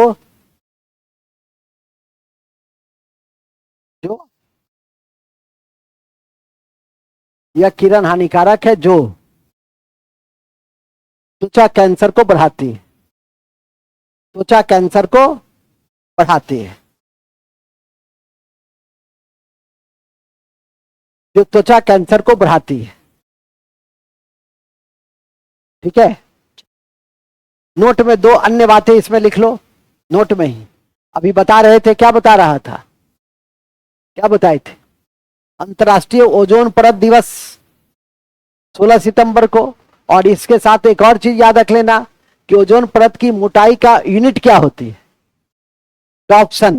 ये आपके स्तर के लिए भूलना नहीं, हर स्तर का अलग अलग होता है ना, तो आपके स्तर में ये दो तथ्य को याद रखना ही रखना है कि अंतर्राष्ट्रीय ओजोन परत दिवस कब होती है, कब होती है, और ओजोन परत की मोटाई को मापने वाली कौन सी इकाई है?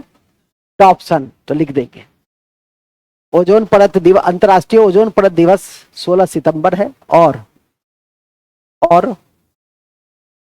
और नेक्स्ट नोट में लिखो ओजोन परत की मोटाई मापने वाली इकाई, मापने वाली इकाई कौन है? डॉप्सन है, डॉप्सन है। ठीक है,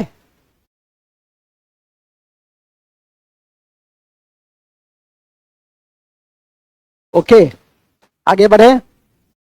तो दो सबसे महत्वपूर्ण मंडल आपके समाप्त हो गए, दो क्या तीन,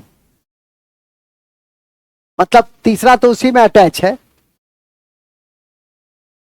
यह भी तो पूछता है ना, ओजोन परत किस मंडल से संबंधित है, ठीक है कि नहीं, या ओजोन परत किस दो मंडल के बीच है, समताप और मध्यवर्ती, मेजो, समताप और, तो क्वेश्चन कई तरह के तरीके से पूछे जाते हैं, आप उसको याद कर लीजिए। तीसरा, नेक्स्ट है मध्य मंडल, 50 से 80 किलोमीटर, 50 से 80 किलोमीटर। यहां सबसे कम तापमान है, यहां सबसे कम तापमान है, यहां सबसे कम तापमान है। धूलकण नहीं पाई जाती है, धूलकण नहीं पाई जाती। ठंडा क्यों है? सूरज की किरण सीधे निकल जाती है, ठंडा है, न्यूनतम है, हो गया। इसमें इतना ही याद रखिएगा, मिनिमम टेम्परेचर, मिनिमम, बस। आयन मंडल, ये ज्यादा इंपॉर्टेंट है। आयन मंडल, आयन मंडल, आयन मंडल, यहां से रेडियो तरंग, यहां से रेडियो तरंग का परावर्तन होता है, यहां से रेडियो तरंग का परावर्तन होता है, रेडियो तरंग का परावर्तन होता है। कहां से? रेडियो तरंग का परावर्तन होता है, और यहां रेडियो सेटअप लगाए जाते हैं, और यहां रेडियो सेटअप लगाए जाते हैं,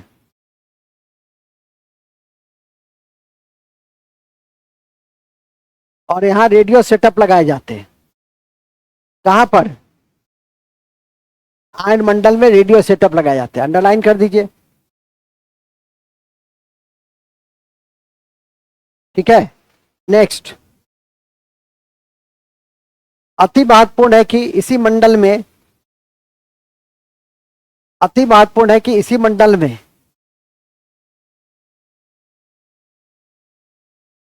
संचार के लिए यह उपयोगी, संचार के लिए यह उपयोगी,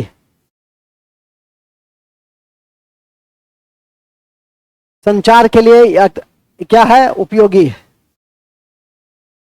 साथ ही,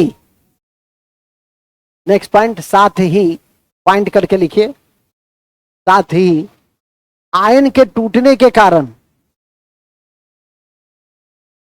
आयन के टूटने के कारण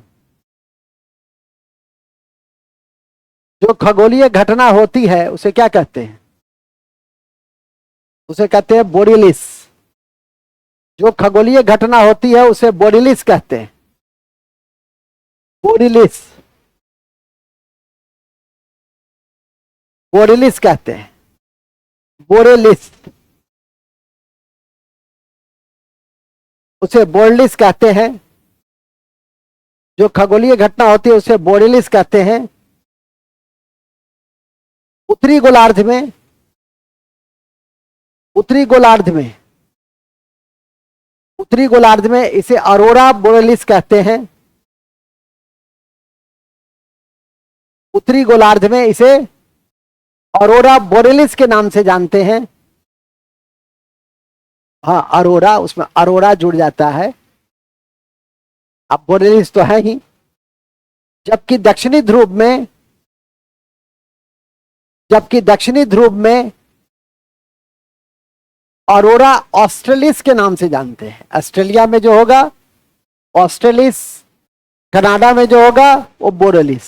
तो ध्यान रखिएगा, उत्तरी ध्रुव में, उत्तरी ध्रुव नहीं, उत्तरी गोलार्ध में क्या, अरोरा बोरेलिस, और दक्षिणी गोलार्ध में अरोरा ऑस्ट्रेलिस। ऑस्ट्रेलिस नहीं लिखना जानते हैं भाई, ऑस्ट्रेलिस, ऑस्ट्रेलिस।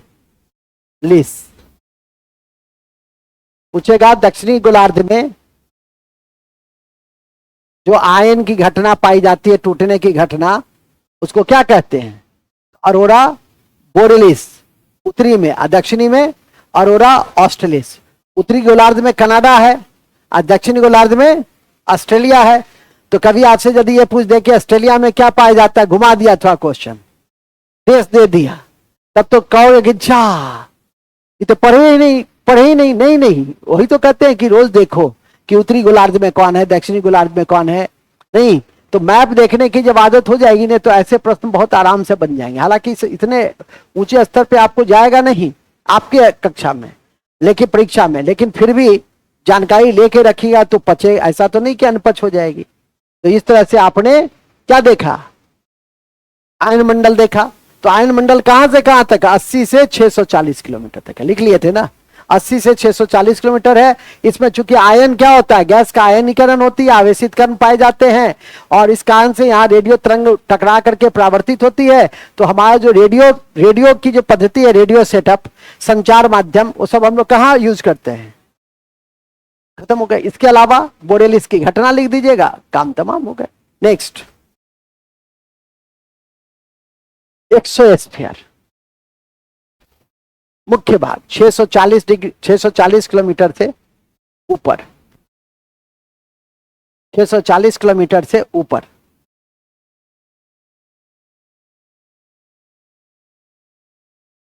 एक ही बात याद रखना है, और ऐसे ही लिख सकते हो कि सबसे बाहरी परत है, नहीं समझे, टी सोमी, ये तुम्हें याद रह जाए, कोई दिक्कत है? देखो अब इस मैप को देख लो, अब इस मैप को देख लो, ट्रोपोस्फीयर, स्ट्रेटोस्फीयर, मेजो, थर्मो और एक्सो। तो आप इस मैप के माध्यम से भी क्या कर सकते हैं, थर्मो उसको क्यों कहें, क्योंकि वहां टेम्परेचर, जब ही आयन होगा तो टेम्परेचर क्या होगा, अधिक होगा। और एक्सोस्फीयर बाहर निकल गया, मतलब अंतरिक्ष जाना हो एक्सोस्फीयर के पास जाइए। और अब तो आप लोग के यहाँ दरभंगा में बिहार का दूसरा तारामंडल भी खुल गया है, और मुझे उम्मीद है कि 90% लोग गए होंगे, नहीं गए हैं क्या? आज हमसे पैसा ले लेना, आज तुम चले जाना, ठीक है? हद है, इतना अच्छा से कहता, नहीं देखे हैं सर, उन्हें गर्व के साथ कहता ही नहीं कि चुप रह जाए, ठीक है? ऐसे जगह पर अभी कहेंगे कि कोई सिनेमा नया कौन सा है जी लेटेस्ट, तुम लोग तो जानते होंगे, लेटेस्ट कौन सा है जी नया सिनेमा, बताओ तुम लोग, कोई लेटेस्ट मूवी कौन सा आया है? नहीं पता है। कितना अच्छा छात्रा सब, खिलाड़ी, चाहत, याद है, अब देख लिए, देख लिए, अच्छा तारामंडल देखे? हाँ नहीं, तब ठीक है, चाहत भी देखो और तारामंडल भी देखो। और ये बिहार का दूसरा है, इसलिए जीके भी है आपका। ये दरभंगा में दो नया चीज है, बिहार का दूसरा तारामंडल, एक तैरता हुआ उत्तर भारत, मतलब बिहार का ही पहला तैरता हुआ सोलर तालाब, वो कैदराबाद में स्टेब्लिश हुआ। आशा है कि समझ में आ गए, समझे पंडित जी? 4 दिन में एक दिन आइएगा, उससे थोड़े होगा, रोज आई। अब फिर कहाँ थे आप, गांव चले गए थे वोट गिराने के लिए, तुम तो वोट से 1.5 महीना पहले से गायब है क्या जी? हम तो 1 महीना पे देखे हैं तुमको, दिखाओ कॉपी दिखाओ, हमको क्यों ठगते हो? हम तो हर सप्ताह में 3 दिन तो विशाल कक्षा लेते ही हैं। और हमको तो सब पता रहता है, कौन आया कौन नहीं आया। क्या श्रुति, पता रहता है कि नहीं रहता है? कहती है जी सर पता रहता है, सब पता रहता है। हमको ये भी पता है कि तुम नहीं आती थी, ठीक है कि नहीं, सब पता है। हमको यह भी पता है कि तुम आती थी। और कुछ कह रहा है सर मेरे विषय में भी कह दीजिए। लीजिए कह दिए ना, हो गया। चलो कहां पे हो गया? तो सबसे बाहरी परत कौन सा है? और यहां पर कृत्रिम उपग्रह लगाए जाते हैं, तो लिख देंगे यहां पर कृत्रिम उपग्रह लगाए जाते हैं। सारा मिशन तो यही होता है, सारा मिशन तो यही होता है। चंद्रयान 3, चांग E6 ये पक्का आएगा चीन का। ये सब मिशन कहां होता है? 100 स्पेयर, खत्म।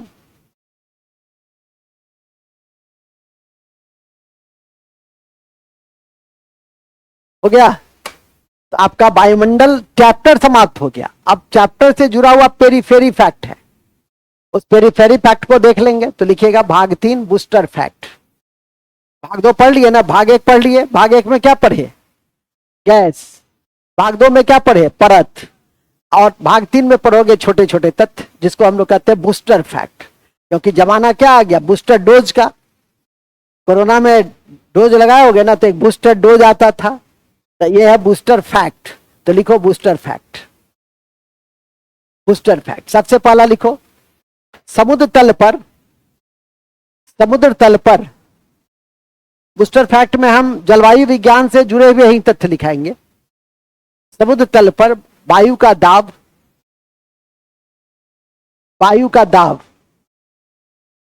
1013 मिलीबार होता है।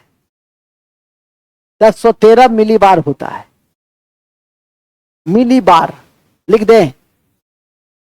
और पूछता है आपकी परीक्षा में, यह पूछेगा या ना पूछेगा, आपसे पूछेगा कि वायु का दाब की इकाई क्या है? बार है। वायु की दाब की इकाई क्या है? वायु की दाब की इकाई क्या है? तो लिखने की जरूरत नहीं ना है, तो बार को अंडरलाइन कर लो सीधे। दूसरा, नेक्स्ट, अति महत्वपूर्ण है कि वायु दाब को कौन मापता है? हाइड्रोमीटर मापता है, बैरोमीटर मापता है, हाइग्रो चलता है। अभी तक इलेक्ट्रोमीटर में ही है। अच्छा चलो जी, तुम खड़ा हो, अब मुंह खोले हो तो कुछ तो पूछेंगे ना। हाइड्रोमीटर, तुम 5 को मीटर बता दो, छोड़ देंगे। हाइड्रोमीटर, लैक्टोमीटर, हाइग्रोमीटर, ठीक है, और एटमॉस्फेरिक प्रेशर। एटमॉस्फेरिक प्रेशर, ये 4 बताओ तुम। इससे आर्द्रता मापी जाती है। अच्छा, इससे दूध की शुद्धता, इससे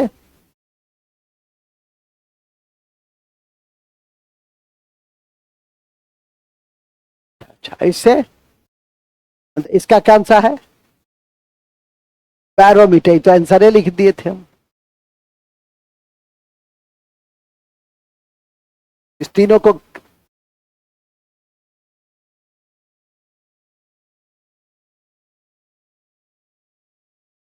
वेरी गुड, बैठो। ये है जल, ये है दूध की शुद्धता, ये है आर्द्रता, ये है बैरोमीटर वायु दाब। कंप्लीट, एकदम याद रखता। हाइग्रो में अक्सर हाँ बच्चे कंफ्यूज होते हैं। कैसे हैं आप? चलिए, बहुत बहुत धन्यवाद।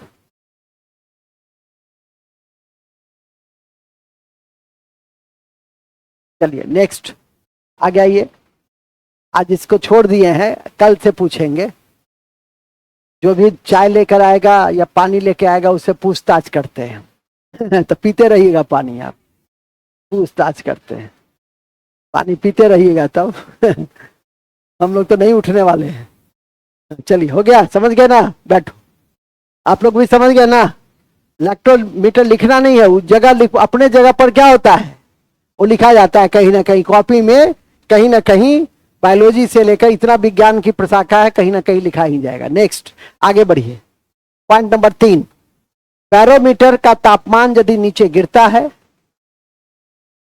तो तूफान आने की संभावना होती है। तो तूफान आने की संभावना होती है।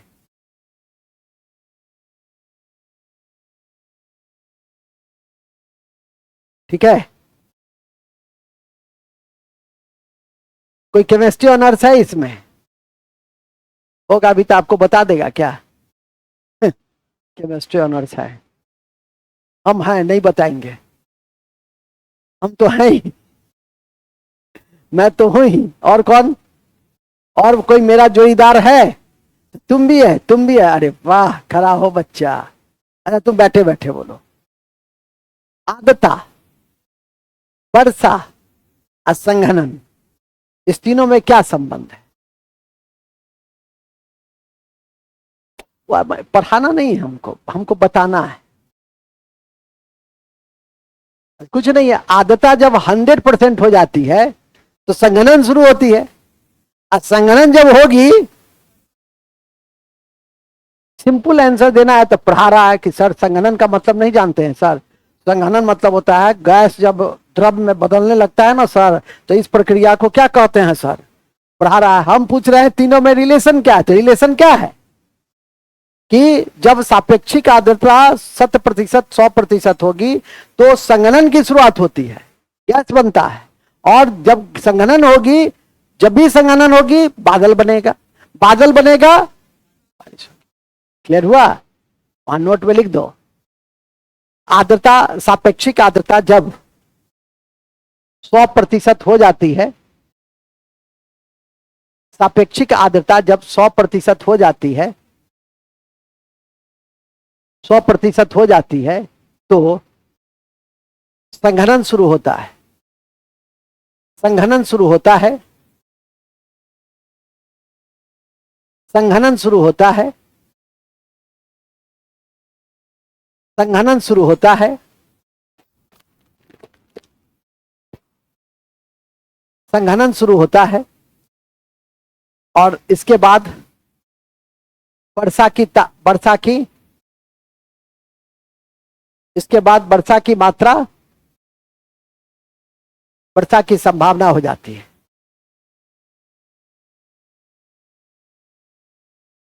वर्षा की संभावना हो जाती है।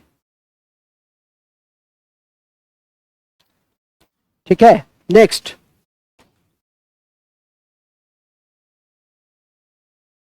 तो Coriolis force, Coriolis force, Coriolis, Korea लिखो ना, लिस लगा दो। कोरियलिस फोर्स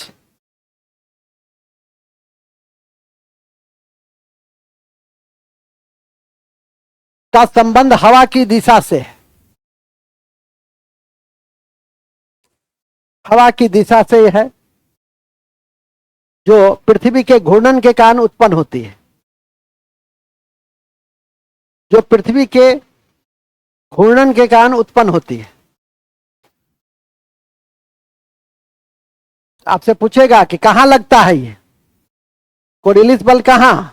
तो हवा की दिशा से। कब? जब पृथ्वी की घूर्णन होती है। घूर्णन समझते हैं क्या होता है? रोटेशन। जैसे अब देखो, अब मेरा बुढ़ापा का हड्डी है, तो यदि हम ज्यादा घूमेंगे तो मुचुक जाने की संभावना है। देखो ऐसे जब हम घूमते हैं तो इसको क्या कहते हैं? तो इसको कहते हैं घूर्णन। जब इसके चारों ओर घूमते हैं इसको कहते हैं रिवॉल्यूशन। जब सौर मंडल पढ़ेंगे तो जानकारी देंगे, ठीक है कि नहीं? तो फिलहाल तो अभी पृथ्वी की घूर्णन को आपने समझा। घूर्णन क्या हुआ? जब पृथ्वी अपने अक्ष पर ही घूमता है तो उसको क्या कहेंगे? उसको घूर्णन या रोटेशन कहते हैं अंग्रेजी में। और उसके कारण जो हवा की दिशा में परिवर्तन होता है, और ये एक विशेष प्रकार का विक्षोभ बल है, उस बल को क्या कहते हैं? उस बल को कोरियलिस फोर्स कहते हैं। पूछता है, ये इतना नहीं है, पूछता है कि कोरियलिस बल का संबंध निम्नलिखित में से किससे है? डी में देगा या ए में देगा? हवा की दिशा से। क्या मारिएगा? अब इतनी बात जब तुम जान जाओगे, सोचने लगोगे, तो हवा की दिशा पे तो टिक लग ही जाएगा। आशा है, समझ गए ना? तो क्या लिखे? हवा की दिशा में परिवर्तन पृथ्वी के घूर्णन के कारण होती है। यह एक प्रकार का विक्षोभ बल है। बस यह एक प्रकार का विक्षोभ बल है, विक्षोभ बल है। विषुवत रेखा पर यह कम होता है, विषुवत रेखा पर यह कम होता है, विषुवत रेखा पर यह कम होता है।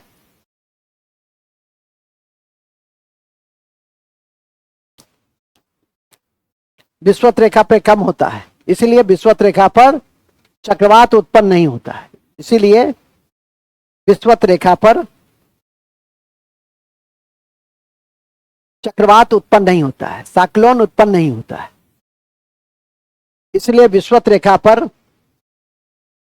साइक्लोन उत्पन्न नहीं होता है।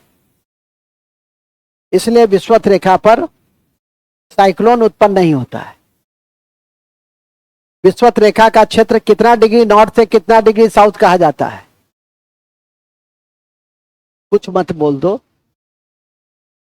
फालतू का, जब भी बोलिए सत्य सही बोलिए।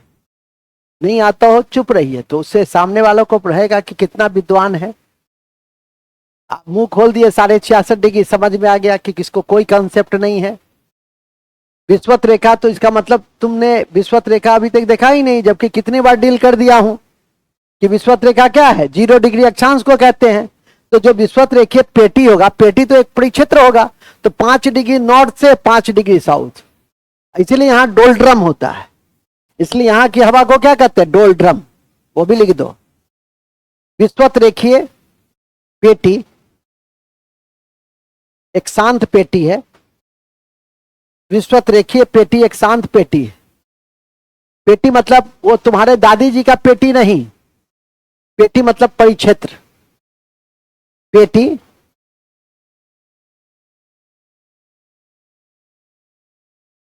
एक शांत पेटी है और यहां डोलड्रम देखी जाती है। और यहां डोलड्रम डोलड्रम डोलड्रम देखी जाती है। इस क्षेत्र में पूरे वर्ष वर्षा होती है। इस क्षेत्र में, किस क्षेत्र में? विषुवतीय क्षेत्र में। विषुवतीय क्षेत्र क्या हुआ? ये जो पृथ्वी है, ये जो क्षेत्र है, ये क्या है? यही विषुवतीय क्षेत्र है। ये 0 डिग्री अक्षांश है। और ये जो पार्ट्स है, ये और ये, उन्हें 5 डिग्री नॉर्थ और 5 डिग्री, तो डोलड्रम कहां बहता है? इसी दोनों के बीच में। ये हालांकि ये शांत पेटी का क्षेत्र है और यहां वर्षा बहुत अधिक होती है। टेम्परेचर यहां जो है, यहां लिख देंगे वर्षा अधिक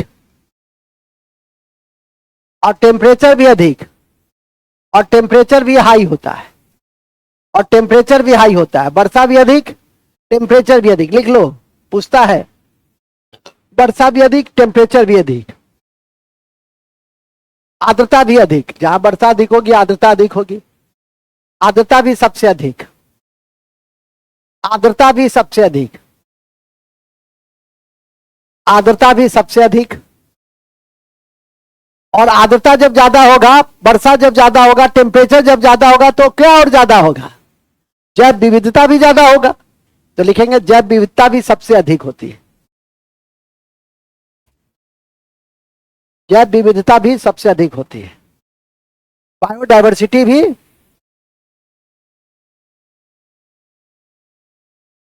एक दिन मैंने सॉल्व भी कराया है यूट्यूब लाइव में, क्वेश्चन में, कि जैव विविधता कहां अधिक होगी। तो कंसेप्ट समझ में आ गया कि जैव विविधता मतलब पेड़ पौधा जीव जंतु कहां अधिक होगा? जहां टेम्परेचर अधिक, जहां वर्षा अधिक, तो आर्द्रता अधिक, तो पेड़ पौधा और जीव, जब भी पेड़ पौधा रहेगा अधिक, तो जीव जंतु क्या रहेगा? अधिक रहेगा। एक दिन पूछे भी थे कि भारत में कितने प्रकार की वनस्पति पाई जाती है, कितने हजार प्रकार का SCRT फैक्ट था। तो पूछे थे हम, तुम बताया भी था। तो उस दिन तो तुक्का मारे थे सर, आप कहे थे वेरी गुड। अब हमको थोड़ा याद है, इसलिए कहते हैं कि जिस क्वेश्चन को देखो और एक कॉपी बना लो यूट्यूब लाइव का, कि जिसमें 10, 20, 25 क्वेश्चन नहीं जानते हो तो उसको नोट कर लो कि 89,000 वनस्पति की प्रजाति है। बात समझ में आ गई कि नहीं आ गई? बहुत सिस्टमेटिक हो, ठीक है कि नहीं, काम करिए और थोड़ा सा स्मार्ट काम इसी को कहते हैं, ठीक है। कि किसी ने बनाया अभी तक यूट्यूब लाइव की कॉपी? नहीं बनाया, ये तो देखती भी नहीं है। देखती हो? बनाई कॉपी? कल दिखाना तो। तो अभी आज दिन भर सबसे जो है सो मांगती रहेगी कि जी तुम लिखी हो, जैसे दो हम उसको छापेंगे। अच्छा हम कहे ना कल हमको दिखा देना, ठीक है, चलो ठीक है, मूल बिंदु पे आ जाइए। इसको पता नहीं है कि हम अधिकारी भी हैं, मास्टर ही नहीं है, हमको पता है कि कंट्रोल कैसे की जाती है। ठीक है कि नहीं? अच्छा कहाँ से मिलेगा? कुछ नहीं। अच्छा यूट्यूब पे था, तुमको तो टाइम लग जाएगा। तो लिखा हुआ है ना, पूरा लिखी हो? वेरी अच्छा, कुछ छूटा हुआ, ठीक है, चलो ठीक है, लेकिन दिखा देना कल। हाँ, कहाँ थे हम लोग? तो बड़े अच्छे जगह पे थे। पानी अधिक, टेम्परेचर अधिक, आर्द्रता अधिक, तो जैव विविधता अधिक पाई जाती है। और कहाँ है ये क्षेत्र? ये क्षेत्र है अमेजन बेसिन, ब्राजील में। और कांगो अफ्रीका में। तो उदाहरण लिख दो,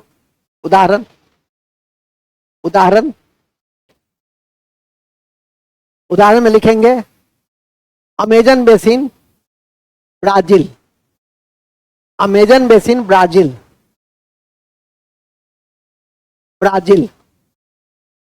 और Congo basin Zaire Africa, जायरे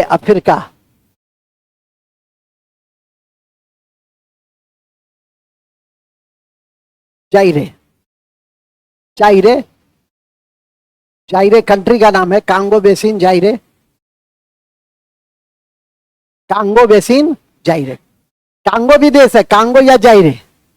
Congo लोकतांत्रिक गणराज्य कहते हैं। कभी कभी एक क्वेश्चन भी पूछता है कि लोकतांत्रिक गणराज्य निम्नलिखित में से किस देश के आगे लगा हुआ है? तो किसके आगे लगा हुआ? कांगो।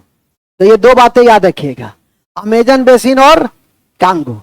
और याद रखिएगा ब्राजील में जो विषुवत रेखीय वन क्षेत्र पाए जाते हैं उसको क्या कहते हैं पता है? कौन बताएगा हमको? कि 16 सेल्वास, इस दोनों में क्या अंतर है? हम पागल हो जाएंगे खुशी से। जो कोई अच्छा नहीं सर, मैं आपको पागल बनना नहीं देना चाहते, बताओ।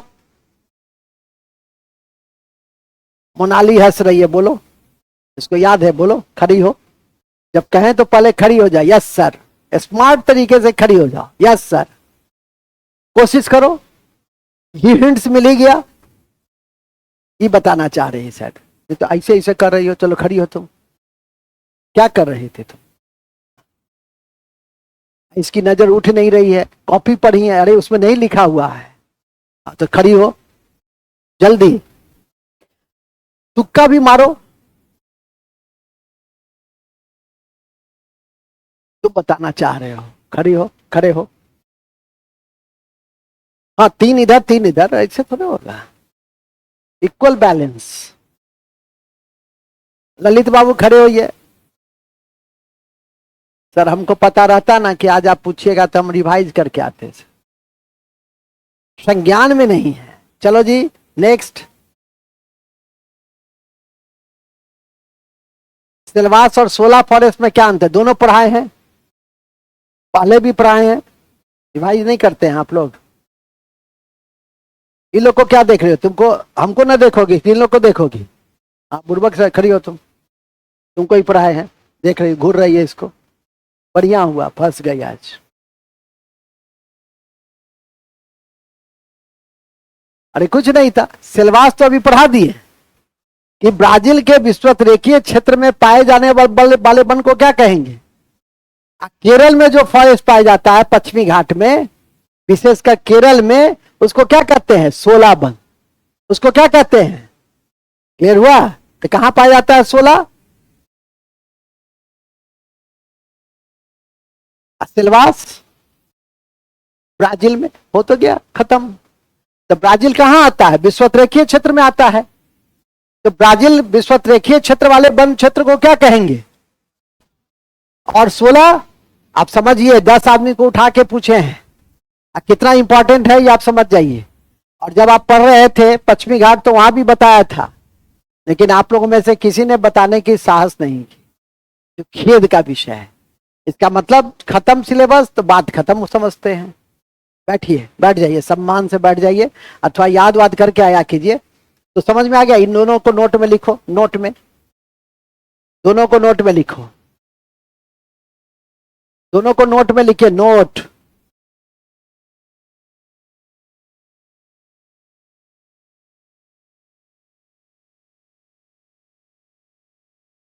नोट। अब मैं ऐसे ही पूछता हूं, बेसिन, आप लोग बच्चे हैं तो सब चीज थोड़ा बहुत जानना चाहिए एकदम बेसिक। बेसिन क्या होता है सर? बेसिन होता है ना सर, हम लोग के बाथरूम में सर लगा हुआ है ना बेसिन, उसी को बेसिन कहते हैं। आप भी सर कमाल करते हैं, कुछ भी पूछ लेते हैं।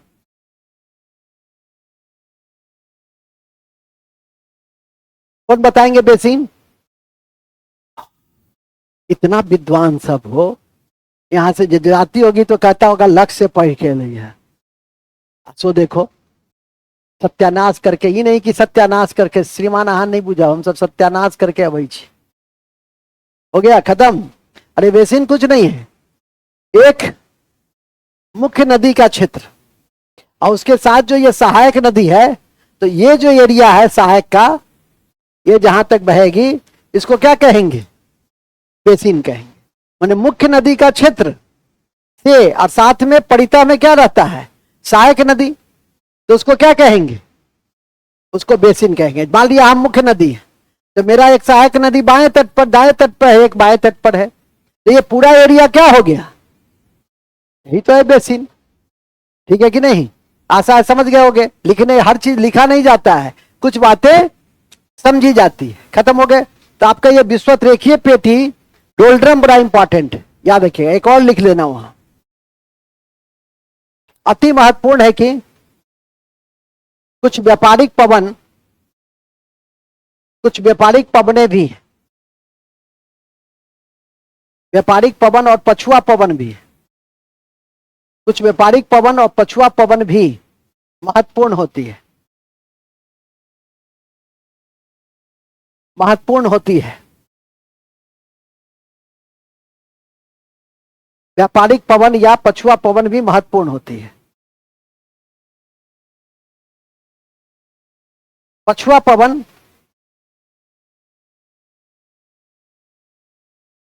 पछुआ पवन, पछुआ पवन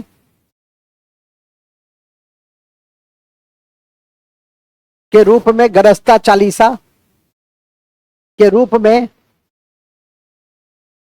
गरजता चालीसा, गरजता चालीसा, गरजता चालीसा, भयंकर पचासा, भयंकर पचासा, भयंकर पचासा और चिखता साठा, और चिखता साठा, चिखता साठा महत्वपूर्ण है। आप पूछिएगा कि सर ये सब क्या है, तो ये सब पछुआ पवन है। अब ये पवन कहाँ है? देखो गरजता चालीसा जो है, पूछेगा गरजता चालीसा कितना डिग्री साउथ में दक्षिणी गोलार्ध में बहती है? 40। चालीसा है तो 40 डिग्री साउथ गोलार्ध। इसका क्या था? 50 है तो, 60 है तो, तासा है। समझ गए? ये सब कैसी पवन है? पछुआ पवन है। कहां बहती है? दक्षिण गोलार्ध में। कितने डिग्री अक्षांश पे? 40 पे चालीसा, 50 पे पचासा। हाँ, यहां पे हिंदी ही काम देगा, यहां अंग्रेजी नहीं काम देगा। 40 और क्या नाम है 50 और 60, यहां क्या काम देगा? हाँ, जैसे कितना को नहीं पता होगा कि व्हाट 40, तो 40 याद करो। अब लो व्हाट 40 मतलब 40, तो क्लियर हो गया ना? तो ये पछुआ पवन है। ठीक है कि नहीं? तो ये यही मुख्य बिंदु है जिसको याद करके आपको रखना है। इन्हीं शब्दों के साथ हम आज के इस कक्षा की समाप्ति की घोषणा करते हैं। इसका एक भाग जहां पर छोटा हमको मिलेगा, जैसे सौर मंडल, कल हमारा छोटी कक्षा है, तो वहां पर हम आज के जो रेस्ट पार्ट है, थोड़ा सा बादल को हम बताएंगे, थोड़ा सा स्थानीय हवा में गर्म और ठंडा हवा के विषय में, वायु के विषय में बताएंगे, ठीक है कि नहीं। तो जो रेस्ट बच गया उसको हम लोग कल, क्योंकि सौर मंडल क्या है, छोटी कक्षा होती है, सौर मंडल में सब में 2-2 3-3 4-4 बातें जाननी होती है, कहां से कहां तक, बुध से लेकर और अरुण तक। तो इतना आप याद करके रख लीजिएगा। सौर मंडल में बहुत ज्यादा नहीं है, थोड़ा ब्रह्मांड के विषय में जानना है, थोड़ा सूर्य के विषय में जानना है, और सभी ग्रहों के जो विशेषताएं हैं उसके संबंध में याद करके रखना है, ठीक है कि नहीं। तो इन्हीं शब्दों के साथ हम आज की इस कक्षा की समाप्ति की, और आशा करता हूं कि वायुमंडल आपको, और आज की कक्षा से कम 2 क्वेश्चन कहीं भी पूछा जा सकता है। मैंने आज का जो रेस्ट पार्ट है उसको हम पूरा कर देंगे तो 2 क्वेश्चन के लिए आप कहीं भी निश्चिंत हो सकते हैं, जहां पे 50 से 100 क्वेश्चन आता हो, और 100 से 150 आता है तब तो बहुत सारे कॉन्टेक्स्ट है, ठीक है कि नहीं। हमने तो ये भी आपको, ये सब क्या है, ये सब काफी इंपॉर्टेंट है जो आपको जानना चाहिए, ठीक है। तो ये हुआ पहला भाग।